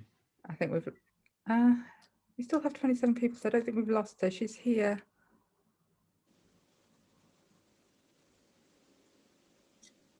Bear with us. It was when she started screen sharing that I lost her. See, I think my sound started dipping out even just a little bit before then. Oh, there's Lorna. Hi, But Lorna. she's got a voice, not got a voice on. We can't hear you. Am I back? Yeah. Am I good? A thumbs up. Can you hear me? The sound's not great, Lorna. It's been Really? fantastic up until now, and it just seems to have gone a bit off, and then we lost you Internet completely. connection. Lost Okay, you during is it the screen is it share, I good? think. It's better now. Okay. Yeah. You're there. Right, I'm gonna. Loud and clear. I'll try it again. Okay, I'm gonna do it again. Okay, apologies for that. There you go. We'll roll with it. Can I get a thumbs up? Are we here sharing together? Brilliant, yeah. Awesome. All Thanks. good. Thanks. So the vagus nerve. Everyone's a little bit excited about this at the minute. Where a few years ago, everyone was talking about neuroscience, and now it's polyvagal theory and the vagus nerve, which is fantastic. So for me, this is the most important information we can share with our clients. It's not about us being in a wise tower here and not sharing it. It's like, how do we speak about this and get this message out there? So we're able to use the body as a healing tool that give people choice. Okay, so the vagus nerve is the chief transmitter of the parasympathetic nervous system. Remember when we went to deer in the headlights, frozen and down? Yeah. So 80% of its fibers go from body, brain. And it is a nerve that is from the back of our neck and connects with all of our internal organs. And again, I'm going to throw in here, which is that the fascia is connected here because that is also wrapped around and part of all these organs. Okay, so it sends messages, the vagus nerve, to reduce heart rate, and it releases anti-inflammatory chemicals, very important with the immune system. So the vagus nerve is managed through social engagement. Think about social engagement now. Okay, not great. And there's something about the back of the throat. Remember when I said earlier that when Stephen Porges talked about that when I've shouted for help, that failed me. Yeah, it failed me. And the body remembers that failed me. Okay, so I wasn't able to, that it didn't work when I shouted for help. Okay, and it is also connected to the fear response. So I'm not going to go into a big description on the polyvagal theory because actually a lot of people do it. I'm sure you know about it already. And actually Stephen Porges struggles to explain it himself. So we've got a quick little video of Stephen explaining it. So then you'll know that his eyes roll and he thinks, oh God, how am I going to talk about this? So you may need to just adjust your volume. What is the polyvagal theory? My eyes open up and my eyes roll back because I first ask how much time do we have? Yeah. And then I creatively will try to summarize it in a few sentences. Mm-hmm. The polyvagal theory really is the understanding of how our body reacts to various challenges, and that our reactions are really based on the evolution of our autonomic nervous system. And what that really means is that our evolutionary history as vertebrates, during that history, the autonomic nervous system changed. And as it changed, it created different circuits. And those circuits function in a hierarchy, meaning the newer circuits can inhibit older circuits. But the older circuits were circuits of defense. So in terms of models of psychotherapy or psychosomatic medicine, what we start understanding is that most diseases, including chronic diseases of physical health, are really diseases of the autonomic nervous system.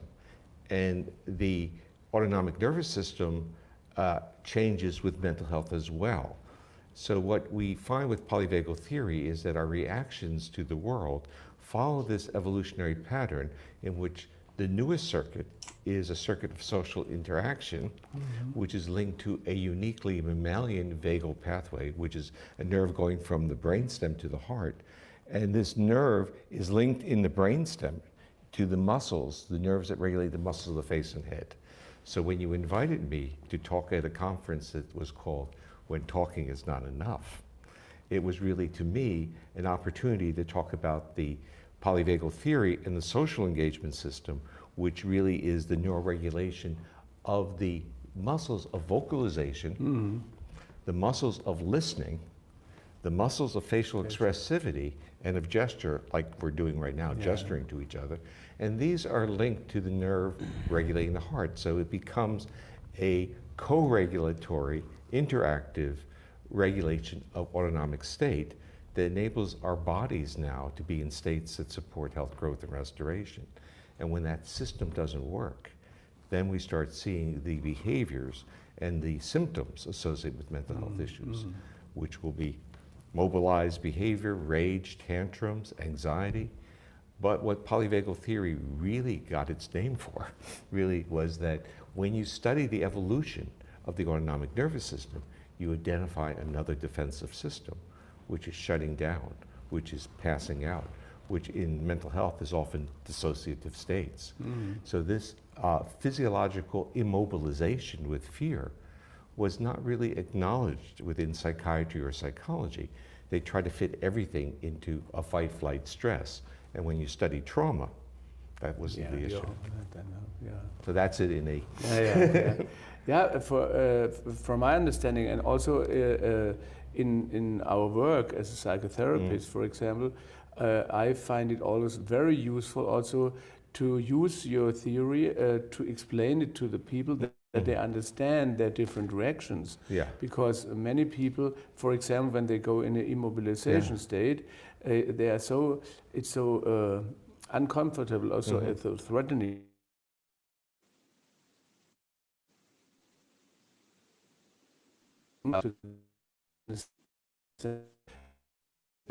Evolutionary competence, so to speak. It's competence. Yeah, really, it's a competence. It's very relieving to the people. I've watched this also as people learn about what their body does to protect them. Their personal narrative shifts from that of victim to one of survivor. That this was a very positive thing that they did. And it's really quite amazing because we are so oriented as Western world psychologists and psychiatrists to think of behavior as voluntary, in having intention, and being learned. But polyvagal theory tells us that there are a lot of responses that are functionally reflexive. They're implicit, they're within the body. And when our body reacts, then we start building these very complex explanations, which may have nothing to do with what our body did. As if like a hypothesis on the cortex level tries to explain what is understandable in a very different way when you look with your theory. And it takes, because when people try to explain it, they say, why didn't I fight when I was held down? Or why did I just let the person abuse me? And the answer is, it wasn't a voluntary choice. Their body made this type of decision outside the realm of consciousness or awareness. This process I call neuroception because it's not awareness, it's not perception, it's a very rapid, implicit bodily reaction. And all we need to do is think about the adaptive survival of this. If we were challenged and we thought about it to make a decision of whether we should fight or flee, we'd probably be dead. Yeah, yeah. So it's this adaptive for the species that our body had all these responses built in. And it's obviously context related to different contexts. Fight and flight is helpful for certain contexts, but the immobilization for other contexts. Exactly. And the situation is sometimes we don't know how our body will react. And the other part is our own history, our own experiences as a child or as a younger adult or in workplace or in any other type of structure can influence. We can literally have learning through association that is also out of the realm of awareness. So when I had a dialogue with one of my colleagues who had a trauma history and my voice went to a lower frequency, she would go like this because my voice overlapped in her memories of her father's voice. Okay, and then it's something is triggered then in a sense, and maybe the conscious mind still thinks what is going on here, and it's a silly reaction, but it's an appropriate reaction to another context. Exactly, and when I use the term, the beauty of the system is the system reacts, and we feel the bodily response, but we don't know always what it reacted to.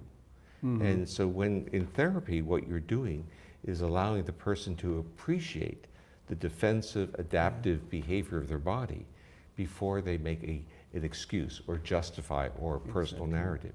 So this woman had the insight not to take the cue in her body to get angry at me, but to take the cue in her body to say, it's what is reminding me of my father because I'm feeling this body response. So the important part of neuroception is that we are usually not aware of the cues, but we are usually always aware of our bodily responses.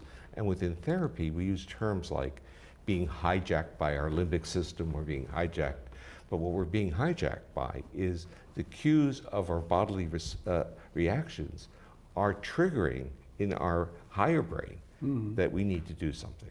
And this was very helpful, therefore I'm very grateful to you developing the theory, because since I worked with, and with the relation to your work, I understood to bring to the people, for example, even if they don't know what's going on here, that they give a different frame to it. So as a, let's say, so I feel something like I tend to be immobilized.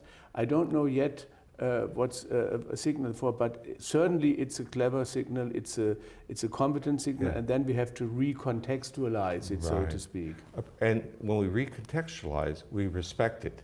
Exactly. And part of the effect of being traumatized is the disrespect for the body. And I actually use a term is that people feel that their nervous system failed them. They were unable to mobilize and fight, and they're angry at themselves. And what they have to be is appreciative, love what their body did.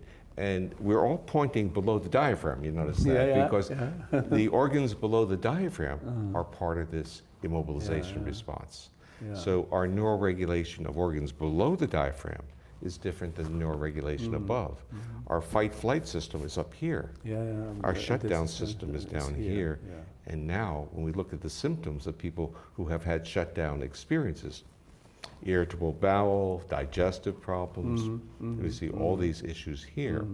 And that's because the neural regulation below the diaphragm has been recruited for defense and not for homeostasis. What is the... Wow. So for me, and it's so exciting, this, and where it connects with the body, second brain and the gut, the fascia. I mean, to me, this is my area now for the future even more. And if that's something that connects with you, please look more into it. People, I think, I'll be honest with you, people like to complicate it, and nothing's ever that complicated. Okay, so make sure you're able to explain it to people, and honestly, how we can share it with our clients. So I've actually shared that video with some clients. There's other great videos on YouTube. And yeah, I'll give you one example as well, which was really interesting for me recently, that a lady who we have, and there's been sexual abuse in the past, and all of our work, interestingly, was on the phone. So there was no visual, and then recently it's gone to being on Zoom. And she'd had a trigger, a panic. I won't go into what that is, it's not relevant here. However, she was then able to notice that her response was what happened to the vagus nerve, that actually for about 4 days after she'd been triggered and panicked and had flashback to other events, she had a stammer. She never had a stammer. She doesn't have a stammer. And actually, when I've thought about this more and taken it to supervision, anything can catch in the body. So it may be the tick. You may have noticed other things. Again, please share them in the channel if that's useful. Yeah, and again, this real connection with under the belly button, the gut, IBS, all of that. Yeah. And now, again, I want to drive this more to healing. So what can we do with this knowledge? There's a wonderful picture here of the vagus nerve. Isn't that beautiful and fabulous? So we can actually use this knowledge not to be heavy in the trauma and, oh, right, no, let's use this as tools. Okay, so and I was really scared, and I don't know, you may or may not be, how the hell do I start working with my clients with this? And I've shared this story before, but one day a long-term trauma client of mine came in. I actually did have the book, The Body Keeps the Score, in my bag. I was reading about this and I thought, oh my God, how do I don't know. I was stuck. This client came in with a copy of the Daily Mail and said, Lorna, what's the polyvagal theory? What's the vagus nerve? It's going to help me with my trauma. Pulled out this thing from the Daily Mail, and you can collect tokens to get some sort of vibrating thing to go on here. Oof. So then we were straight in. So, and actually that then led me doing breath work with this client. So let's look at some of the techniques that are useful. And remember, we don't need to give them Sanskrit names. We're literally working I'm in Newcastle, you're in Barnsley, Edinburgh, here. You know, we're not, even if you go to India, they think you're weird if you use Sanskrit sometimes, you know. So let's look at some of these options we can use to vibrate this vagus nerve. Let's do it now. I'm going to ask you all to unmute, and I want you to imagine a bee. So you can do this with kids. So I want you just to have a hum like a bee and just keep going. So breathe in through your nostrils, begin to hum slowly. Yeah, close your ears if you want, close your eyes if you want. Your choice. Humming. You're not on mute. Keep going with the humming. Again, you can choose to block your ears and experiment with that, and you may want to close your eyes.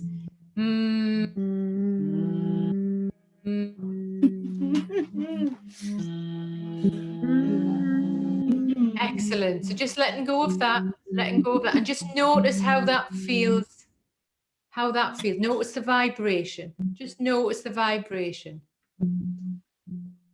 Okay, and singing. Don't worry, we're not going to sing. You can sing if you like, right? But through lockdown, I've had clients who have started singing lessons that I would not have thought they would ever have gone to singing lessons, and people are singing and moving. And also meditation, loving kindness meditation works. The sound voo. So this is quite an odd one, but it does work. If you think of, use it, do the sound voo. Voo. Voo. It's a great one for the vocal cords to vibrate. Ooh, okay. Brilliant. And also you can wash your hands in icy water. And I know a lady last time was talking about swimming. Does anyone do the cold swimming? Yeah. Was it Hannah? Hannah, I remember. Do you want to share what your experience of going swimming in the cold water? Yeah, I definitely can. Thank you. I go swimming quite recently. I went yesterday in the snow, and I think it's something I mentioned on another course as well with you, is just that moment when the icy water hits your body and you're so present in the body. and then utter relaxation afterwards. I have quite a lot of sleep problems, and if I go swimming, I know that day I'm going to sleep well. Thank you for sharing that, Hannah. That's fabulous. I am getting tempted, and I was in a storm at the beach the other day, and I was thinking, oh, I couldn't go in, and then 3 old ladies just went in swimming costumes with little boys. So, I mean, not little boys, as in children, as in little orange things to stop them drowning. That would have been weird. So I am getting closer to going in. I will look at it. So, Naomi, were you going to share something there? Just probably similar to Hannah, really, that really acute presence of sensation in the body and the breath. You know, I find that if I enter the water with a long out breath, it's fine. I can just kind of glide in. It's a good tip. It's a good tip for me. Thank you, Naomi. So what I'm wanting to conceptualize here is how we use this information, this knowledge of the body, yeah, and how we be well, how we can use it as tools and integrate it within our work. And I'm sharing examples with you here. But how can you integrate this more into your work? The noticing of the body, the noticing of the energy. And also what I'd also like to do now is for you to just contemplate your own energy. And there are 2 bodies in the room, or if somebody is teaching, there may be multiple people, whether that's yoga or coaching or groups. What's going on for your nervous system when you're working with 3 clients, 4 clients, 5 clients, 6 clients a day? I don't know if anyone is from the NHS. You know, the reality of the impact on you with your nervous system going up with the anxiety client and down and down.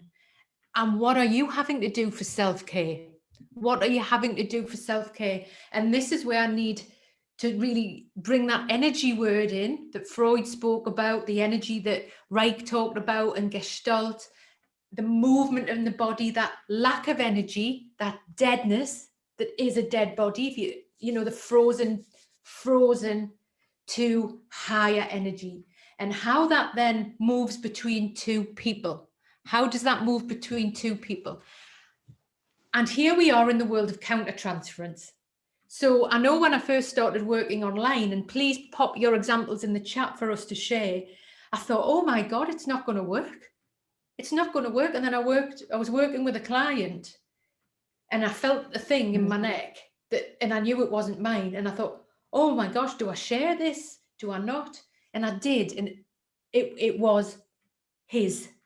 And that was a real moment for me of, oh, okay, I can do this online. So actually, Susie Orbach talks about a wildcat sensation in my own body, a wildcat countertransference when talking about what one patient evoked in her. So she was calling it an unfamiliar bodily experience. So I'd like you now, please reflect on your clients, your workload, who's coming to mind. Again, this will be a felt sense in your body. Felt sense in your body. So this is our embodied relationship with our clients, which is wonderful. Okay, we can know all this stuff, we can work, it's our unconscious, it's their unconscious, we put a bracket around it, and it brings the work very fast, okay, when we start working phenomenologically with our clients. However, there is a cost to us as a community. So again, we can look at that with bulimic clients. You may feel hungry. I actually have that more with anorexia. After seeing chaotic clients, I might mix my notes up or be typing heavy on the keyboard, nauseous, sweaty, the gut reaction, not being able to breathe. Some of these may be familiar. Muscular pain in the body, a body reaction, hot, cold, tears, crying, sad. Just reflect on your own work here. Okay, and Shaw wrote about this, and he said that therapists felt that if they didn't look after themselves physically, they would become ill from their work. Many of them referred to colleagues who would become ill, even and stopped practicing through ill health. So clearly this is an important issue for therapists to consider. And as one therapist said, that's a really costly way to make a living, to allow myself to be so impacted by somebody and to allow myself to know somebody to that degree and therefore know myself to that degree. I mean, there's wonderful rewards as well, but there's a real cost. Okay, and I'm often shocked with the lack of this information for people who are in training and in the first few years of working. And so again, this is where we need to have knowledge of this as power, so we can have healthy, long-lasting careers and do great work. So some super useful people here, and I'm sending you all of these books as references. Pat Ogden, fabulous woman, right? Again, I'm name checking the women. Trauma and the Body, great book, great book. Clients do not project into a vacuum.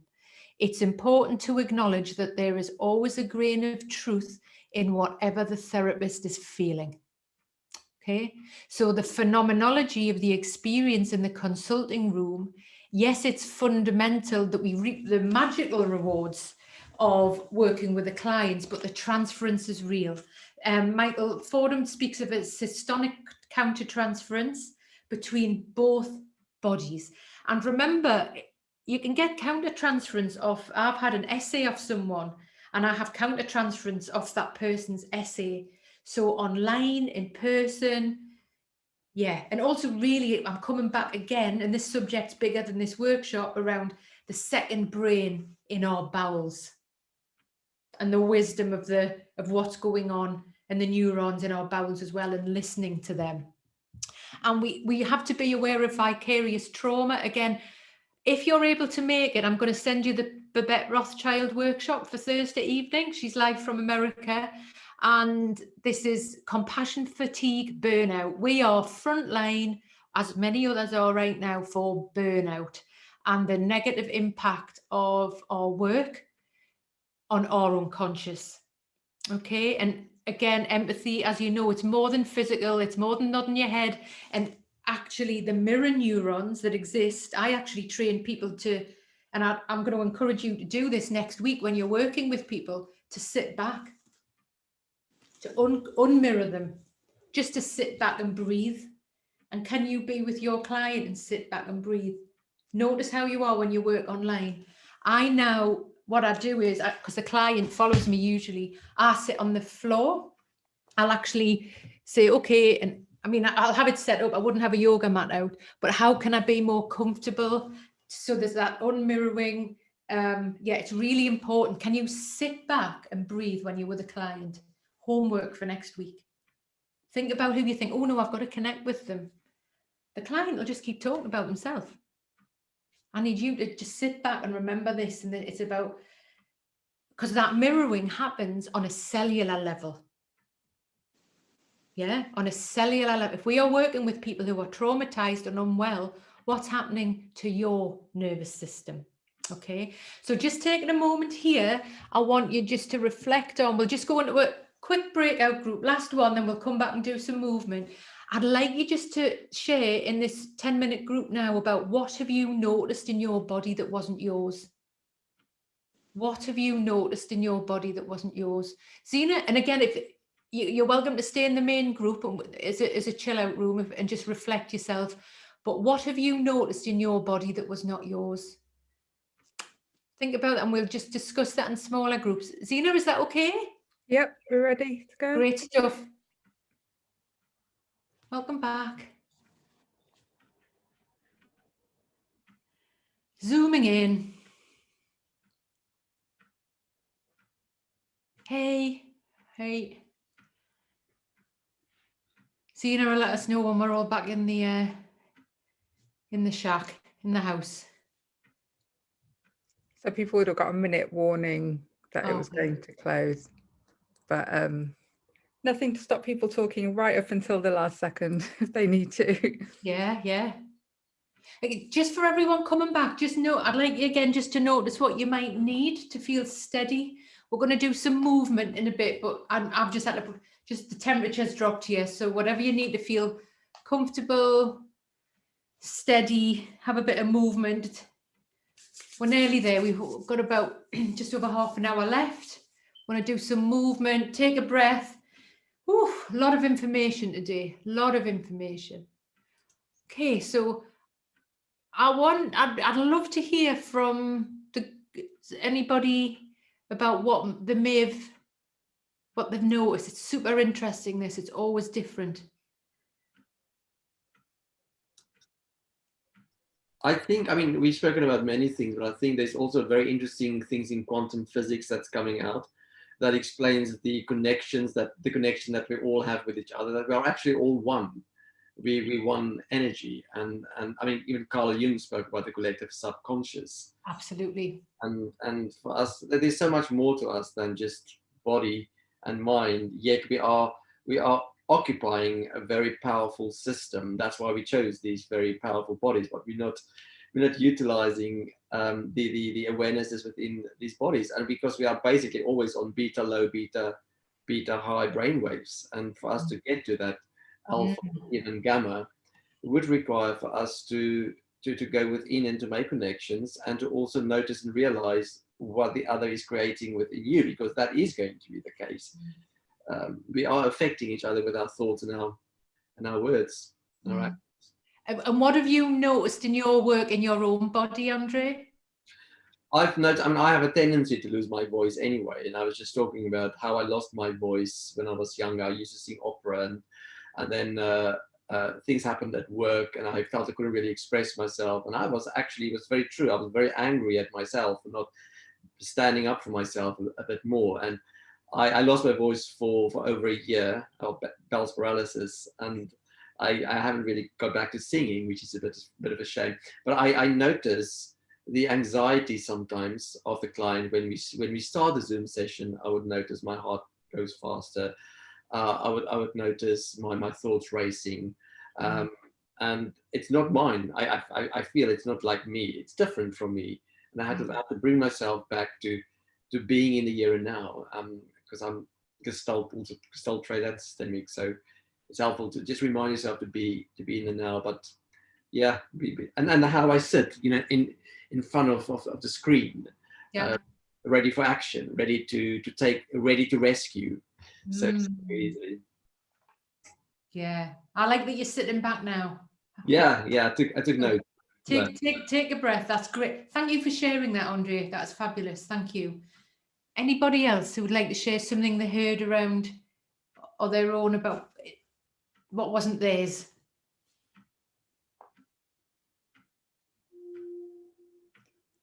Graham's popped in the chat, transferential field. Yeah,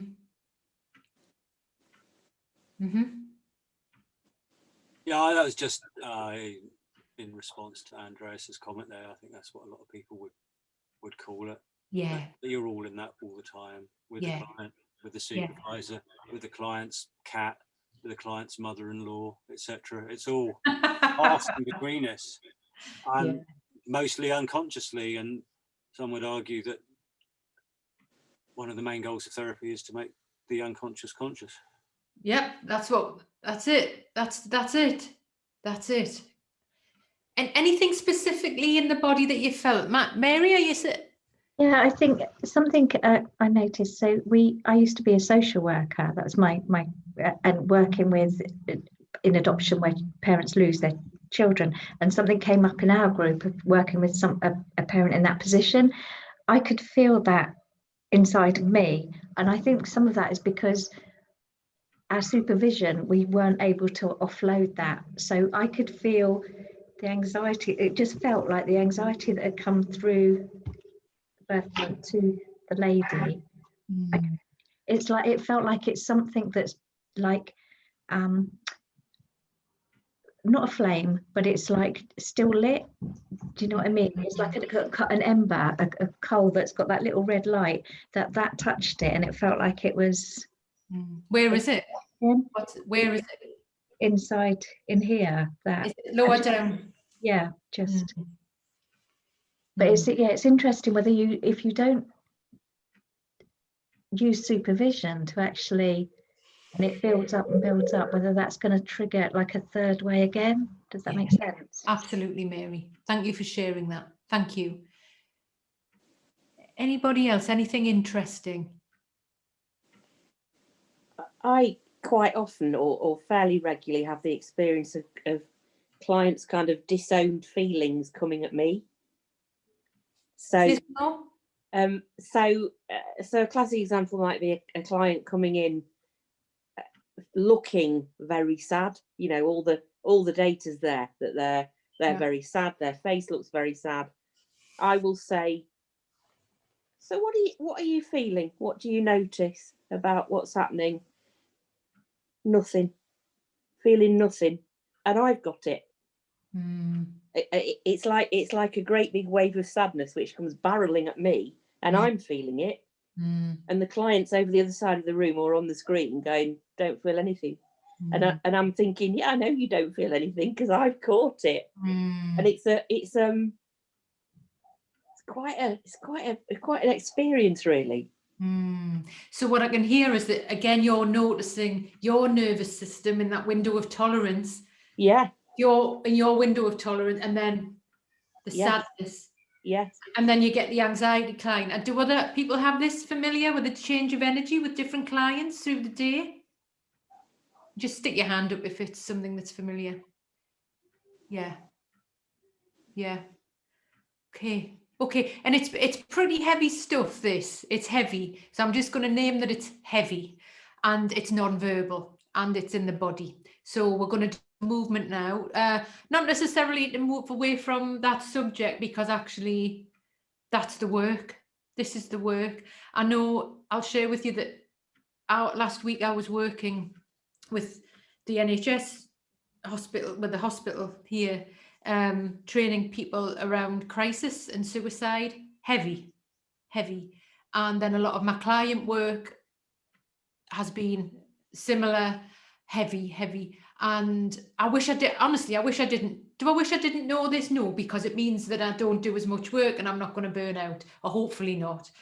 And then on Wednesday, I was here, no energy, you know, so it's then bringing it back into awareness, you know, it's the material, it's not all our stuff. And also at this time, we've also got our own homes, lives, bills to pay, families, people in crisis, people we're concerned about, keeping ourselves well also.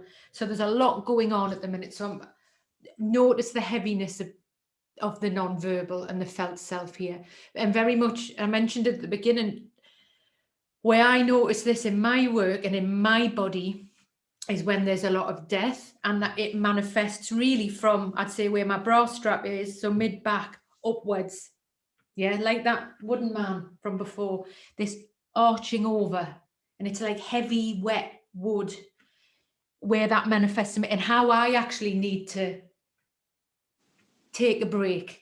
You know, I've actually, you know, have you got a week booked off from clients? Have you got that penciled in? Have you done that? Or are we just keeping on going? Because we need to take breaks. We need to look after ourselves here. And again, it's this segue into self-care, so we can be like this fella, you know, and how do we keep our energy right and manage our nervous system? Because we've got to stay well now. We've got to stay well, because we've got a lot of work to do, a lot of good work to do. So I'm going to ask, we've got half an hour now. I just wanted to take a couple of minutes, and I'd like you to come onto the floor. So just have a little move around, whatever you need to do to come onto the floor. You don't need a yoga mat. If you've got one, great, but you don't need one. You don't need one. And you can just choose to have camera on, camera off, whatever you feel more comfortable with. I'm going to just put me on the big screen so I can see what you can see. Pretty much. Okay. Okay, so I'm going to ask you to come onto the floor, making yourself as comfortable as you can. As comfortable as you can. Is that audio okay, Zena? Is it all right? Yeah, okay. Just because I'm quite a way away from the mic, but I'm quite loud, so that's often useful. Okay. So just taking a moment to arrive here. Just feeling the floor, feeling the points where your body's in contact with the earth. please, again, if you don't want to move, I'm going to invite you, if you can sit on the floor. It's about being connected on the floor. And also, if you're not wanting to take part, can I ask you to really take your gaze out of a window, somewhere that isn't directly looking at the screen. You can look at the screen, but you can also just follow my voice. Follow my voice. So just taking your awareness to the points where your body's in contact with the earth. Where your body's in contact with the earth. And you may wish to experiment with just some gentle circles in the neck. Just some gentle circles in the neck. You choose in which direction. Just feel free to notice. Maybe there is it a little bit tighter on one side. Does one side feel a little bit better? So just know that you're not stuck and you can change in any direction. And if you like, and when you're ready, having your fingers on the floor, we're going to take 3 powerful breaths. So we're going to inhale. Inhale, your choice if you want the palms together or open. Do whatever feels right for you right now. Take another inhale here. Take that breath and stretch that you need right now. Exhale. Slow down that exhalation. 2 more times. So noticing coming in contact with the earth, contact with the carpet, the floor, the mat. Inhale. Inhale. And again, palms together. You may notice the temperature of the palms, or you may want to keep space at the front. Slow down that exhalation. Just experiment with slowing down that exhalation and just notice what happens when we slow down, rather than the monkey jumping around saying, hurry up, gotta get this done, gotta do that. Contact with the floor. 1 more time. Inhale. Inhale. Exhale. Slowing down. Just feel free to slow that pace down and be curious about that and experiment with that. And if you like, and when you're ready, wiggling the fingers. And you may even just want to shake your hands. Now I'm going to invite you to shake your wrists in a direction that you wouldn't normally shake them in. So it might feel a bit odd, having a bit of a shake. And then taking that movement into the shoulders. So really putting some rolls into the shoulders, and you just experiment maybe with one side, then the other side. Just feel free to take that in the other direction. Just notice what feels good, where you may feel some tension. I've got some tension in that shoulder blade. It might be mine, it might be yours. We'll have to take that as supervision. Okay, so really putting some movement in the shoulders, and then I'm going to invite you to bring your fingertips to your shoulders this time, making circles with your elbows. And you can maybe make these circles really small if you like, or you can take them a little larger. So you have choice here. So experimenting maybe with one way and then the other way. And if you like, and when you're ready, just letting that go, and taking all of your weight onto one side. And we're going to bring the other arm up. You may want to breathe, so gently lengthening the side of the body. Just when we're lengthening the side of the body, just taking your awareness to the face, to the mouth. Can we smile here? Can we stretch the muscles? With the masks, we're not smiling as much. So can you smile and breathe? Smile and breathe. And experimenting with that on the other side. So really it's as if on the hip, like there's a magnet in the hip going down into the center of the earth. And the other arm, top arm floats up. And again, experiment with, can you breathe here? Can you smile? Slowly letting that go. And if you like, and when you're ready, I'm going to invite you to come onto all fours, onto tabletop position. So just checking that your knees are under your hips, and there's about 2 fists between the knees. And if you like, and when you're ready, I'm going to invite you to tuck your chin into your chest, arching the spine. Slowly release. And if you like, and when you're ready, Experiment with doing this a few more times. Just noticing any lengthening in the sides of the neck, upper spine. Is your lower back speaking to you? You may want to play with bringing some breath in here. So really when you inhale, arch the spine. You may even want to take a little sip, a bit more breath at the top. Exhale. Release, release it either flat back or taking the gaze up slightly, dropping the mid-spine. 2 more times. Experiment with this. Again, you may choose to connect the breath. Okay. Just be curious about the pace and the flow in the spine. Think about the spine when we're leaning inwards, when we're on the computers. How can we reverse that arch? Really take a flex in your spine now. It's the one that you want to take right now. So tucking the toes under, just giving the arms a little shake out, the wrists. I'm going to ask you to tuck your toes under and shoot your hips up into a downward dog, then come back down again. So now your brain knows that you're going to send it upside down. Okay, so we'll do that again. So the knees are under the hips, in tabletop. Tuck the toes under.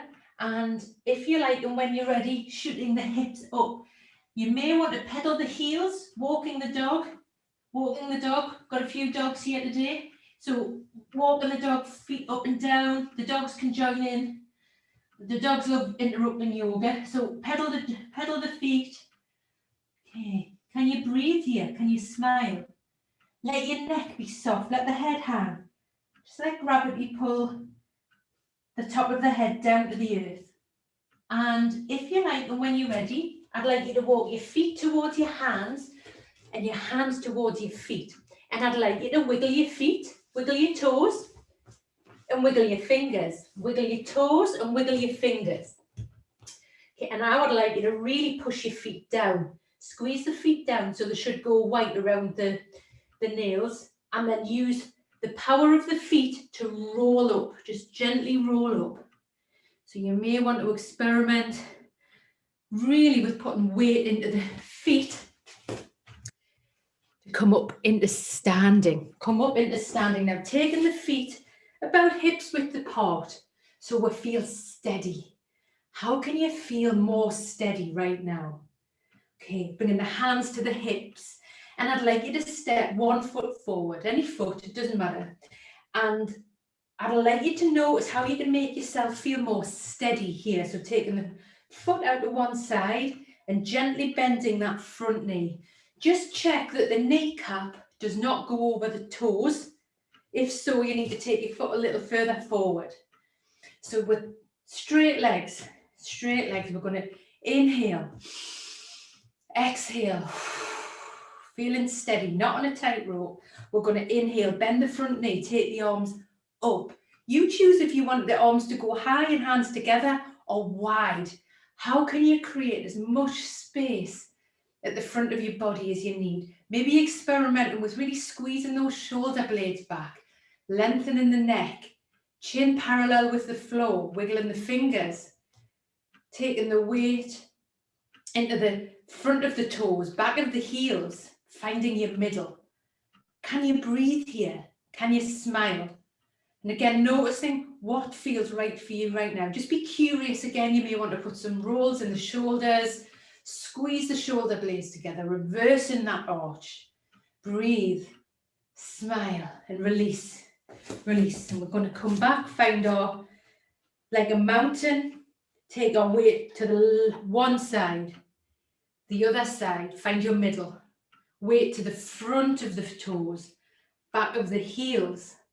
Find your middle, find your middle, find your middle. Belly button engages. Other foot comes forward. Again, just check out that you're not on the tightrope like the people on Instagram doing yoga, that what you're actually able to take the foot wider so you feel steady. You can actually feel the mat or the carpet under your feet. And sometimes we notice and sometimes we don't, and that's okay. And again, we're going to hands on the hips, deeply inhale.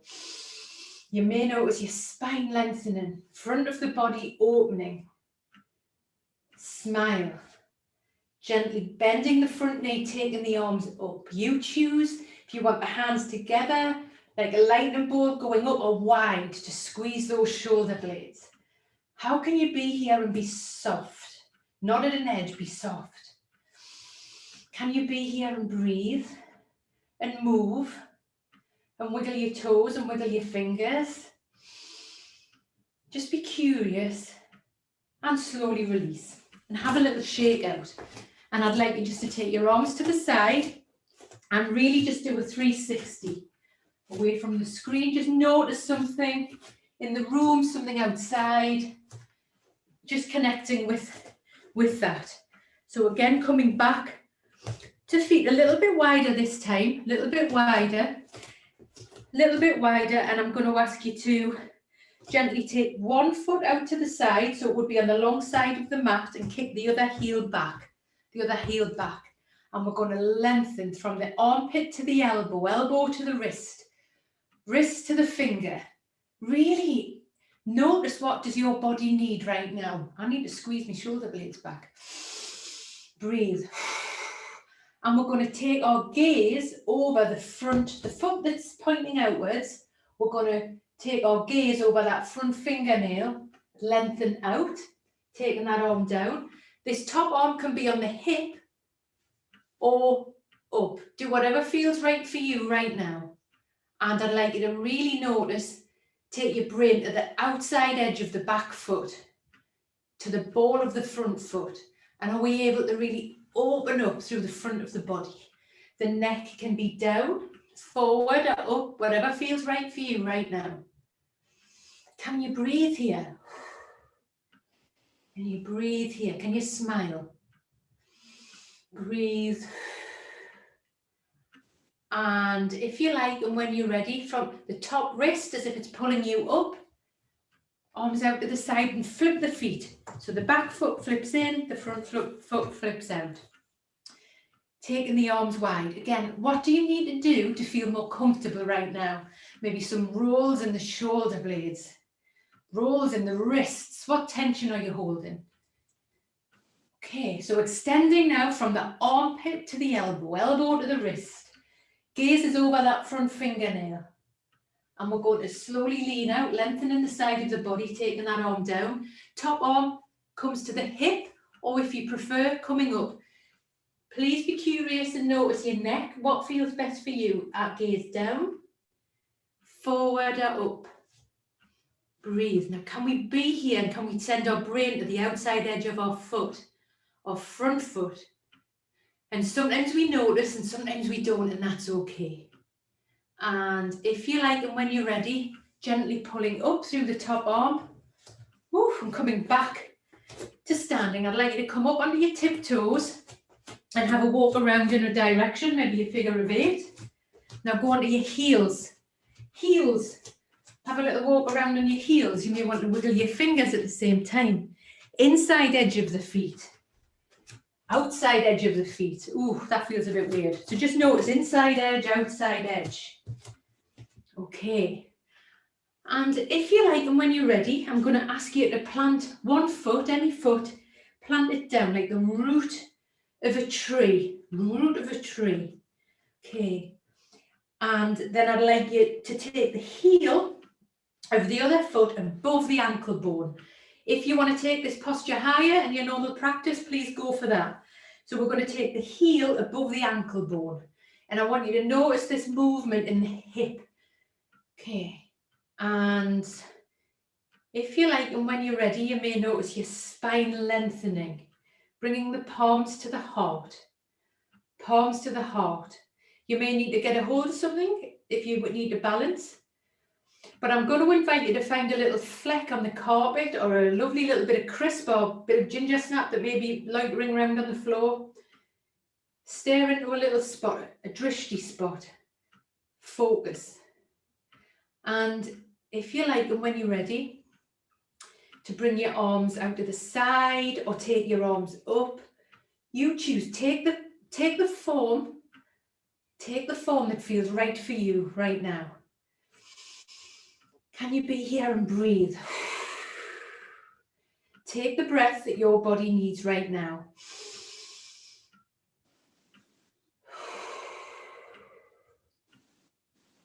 And slowly release. And coming onto the other foot. So really plant that other foot down.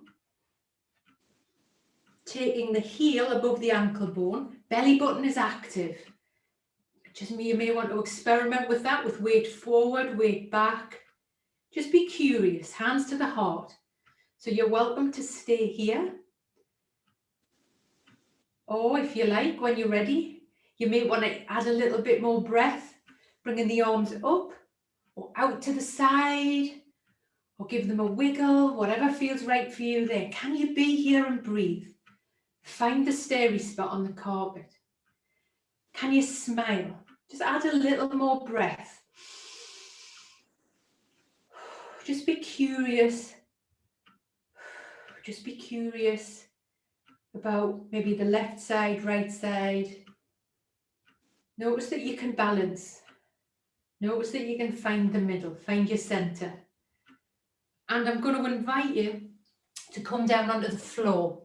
Come down onto the floor and just lie on your back with your feet flat on the floor, knees bent. And of course, if you have any lower back issues, really be mindful of keeping the feet flat on the floor and the knees bent. And I'm going to invite you to have your arms out to the side, like a star. Hopefully you can still see me. Arms out the side. Palms up or down, you choose, you decide what feels best for you. And if you like, and when you're ready, letting the knees fall to one side. And if you like, just being curious about taking the gaze in the other direction. And if you like, and when you're ready, letting the knees rise up and float over to the other side. And letting the gaze, the head fall in the other direction. Just checking out your spine, your lower spine, mid-spine. Continue with this for 3 more breaths. So the inhale, you may choose to move and add a little more breath. Exhale, release. When your body's ready to inhale, inhale over to the other side. Just being curious and experimenting with pace, eyes open or closed.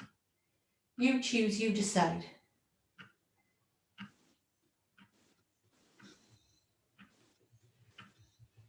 So one more time on each side.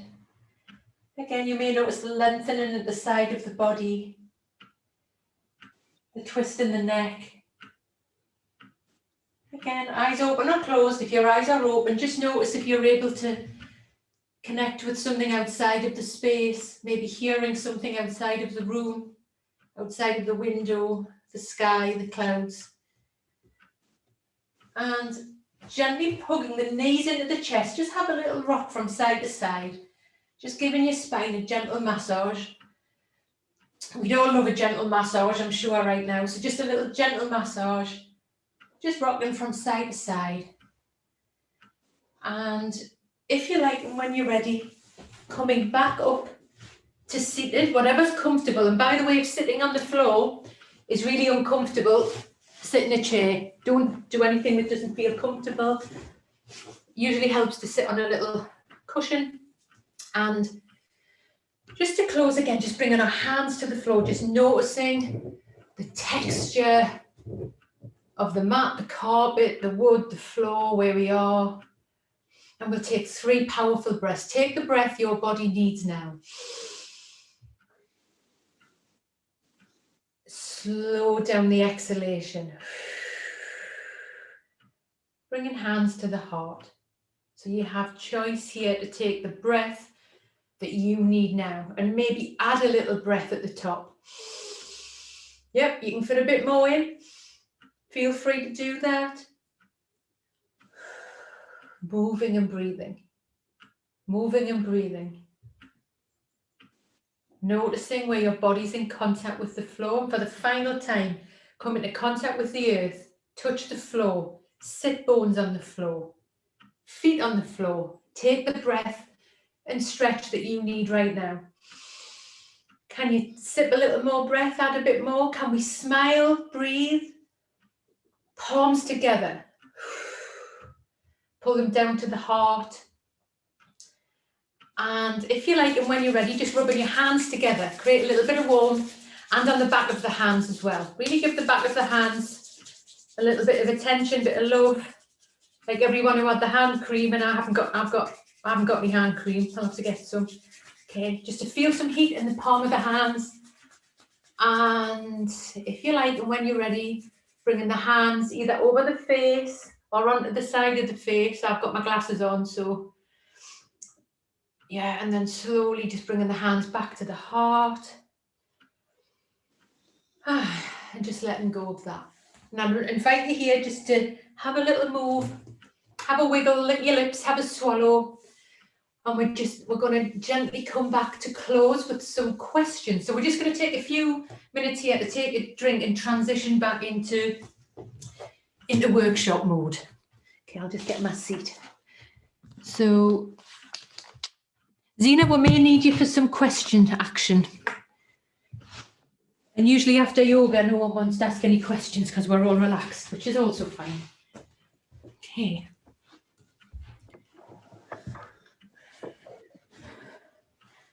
Okay, great. Right. So we've got about a few minutes before we check out. So just take a breath, have a drink, do what you need to do to make yourself feel comfortable right now. There was a question, Lorna, you know, about the workshop, the therapist's workshop, the vet's workshop. Would you recommend that only for therapists or No, no? Everybody on this, everybody here. Can I just ask, what does the person do who asked that? Coach, yeah, Ruth, of course. You're working with bodies, of course, absolutely. 100%. 100%, everybody.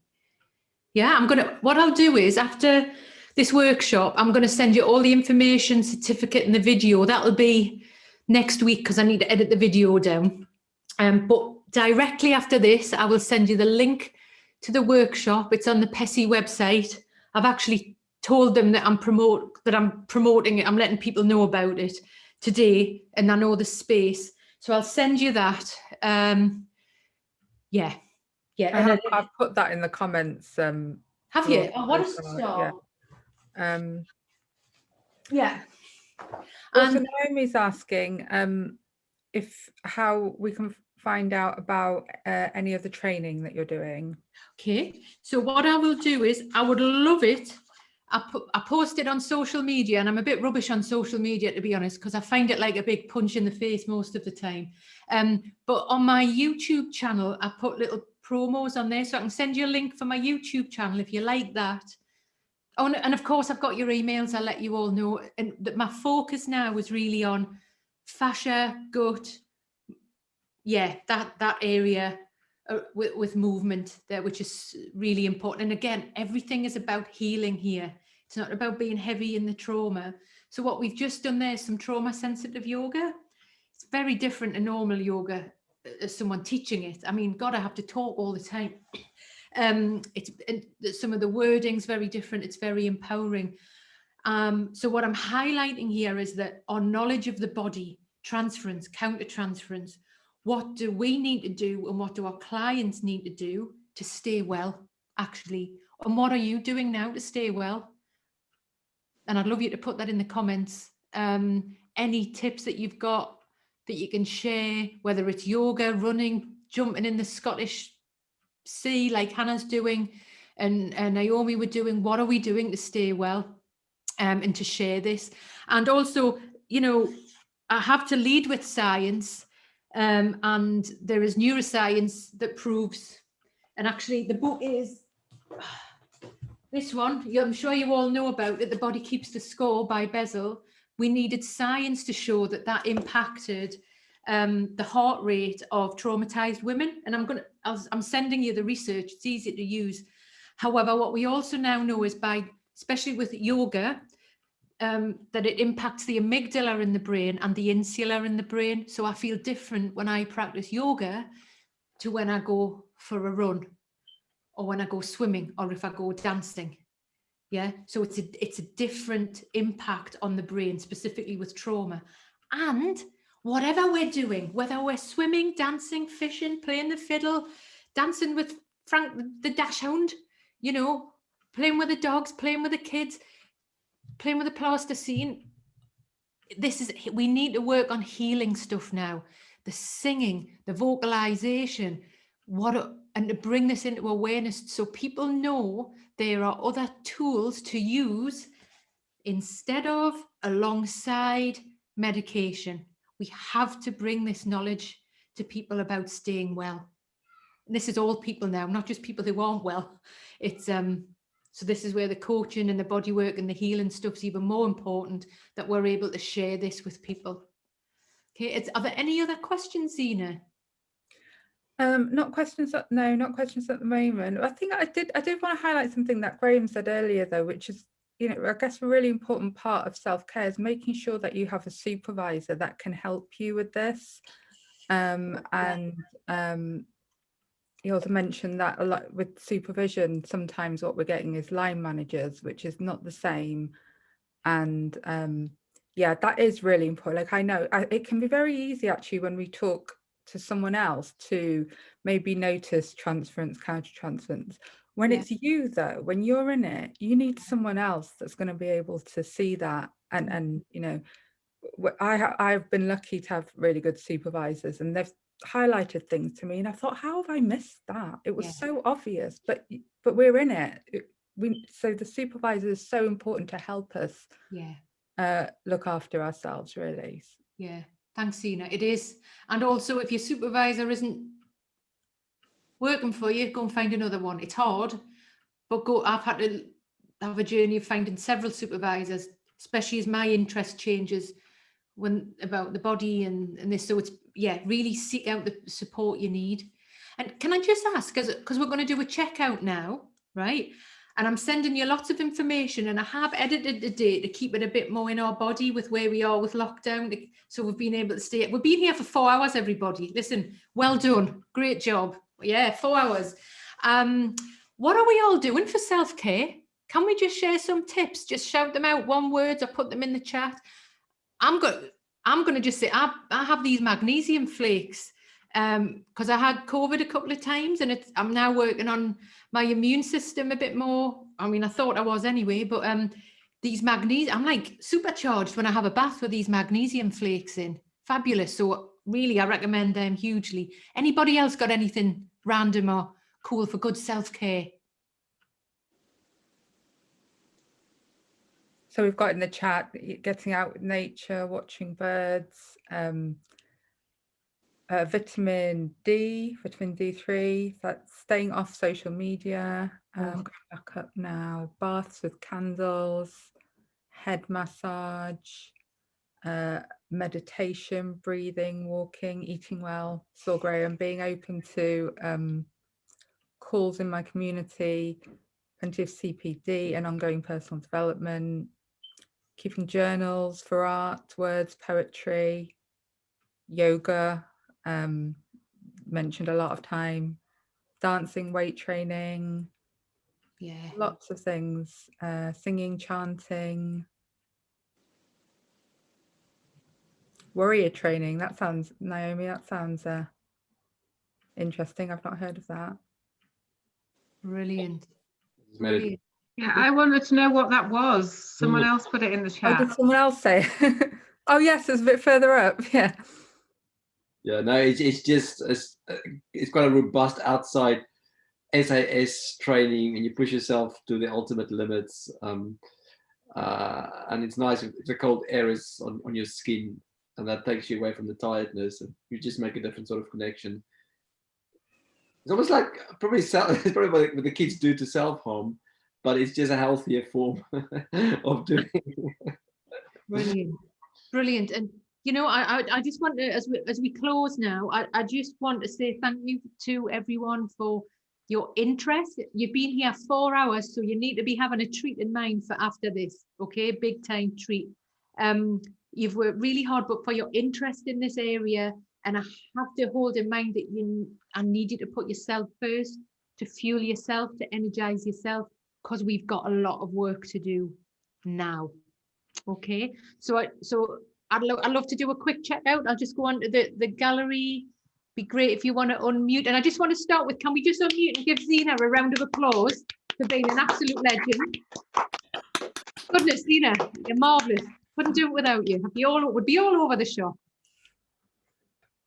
Thank you. Would anyone like to just say goodbye or check out? Lots of thanks for you, Lorna. I'm sure you'll have a look at the chat afterwards, but lots of great feedback and thanks to you. Thank you. It's just another amazing workshop. 4 hours has gone in a flash, and this has been a treat, actually. This has been my treat for today.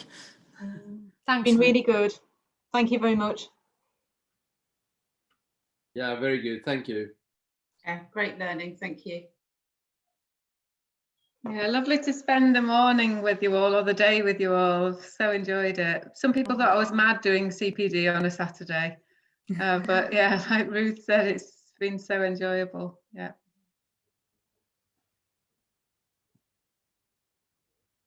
Love the dogs. Oh yeah, can we get the dogs in for a goodbye? Come on, let's all say bye. We've had 4 hours together. Let's get our energy on. The light's coming back. Those daffodils are weeks away from fighting through. Kerry, yours, go on, get your daffodils in shot. Like they're on roof. Spring's like days away. The magnolias will be here soon. Any doggies? I'm afraid Frank's gone for a walk. Oh, Frank's gone. Frank, good for him. Right, so let's embody Frank. Right, thank you for Frank. He's been part of the day. Let's embody Frank. Keep moving, and keep moving, doing what you're doing. And again, if anything comes up for you, please hold in mind that person that we thought of earlier on, who we need to speak to or debrief. Keep moving, keep doing it, and thank you so much. And I just want to say goodbye. We can all say bye. Bye. Bye. Bye. Enjoy your day. Thanks.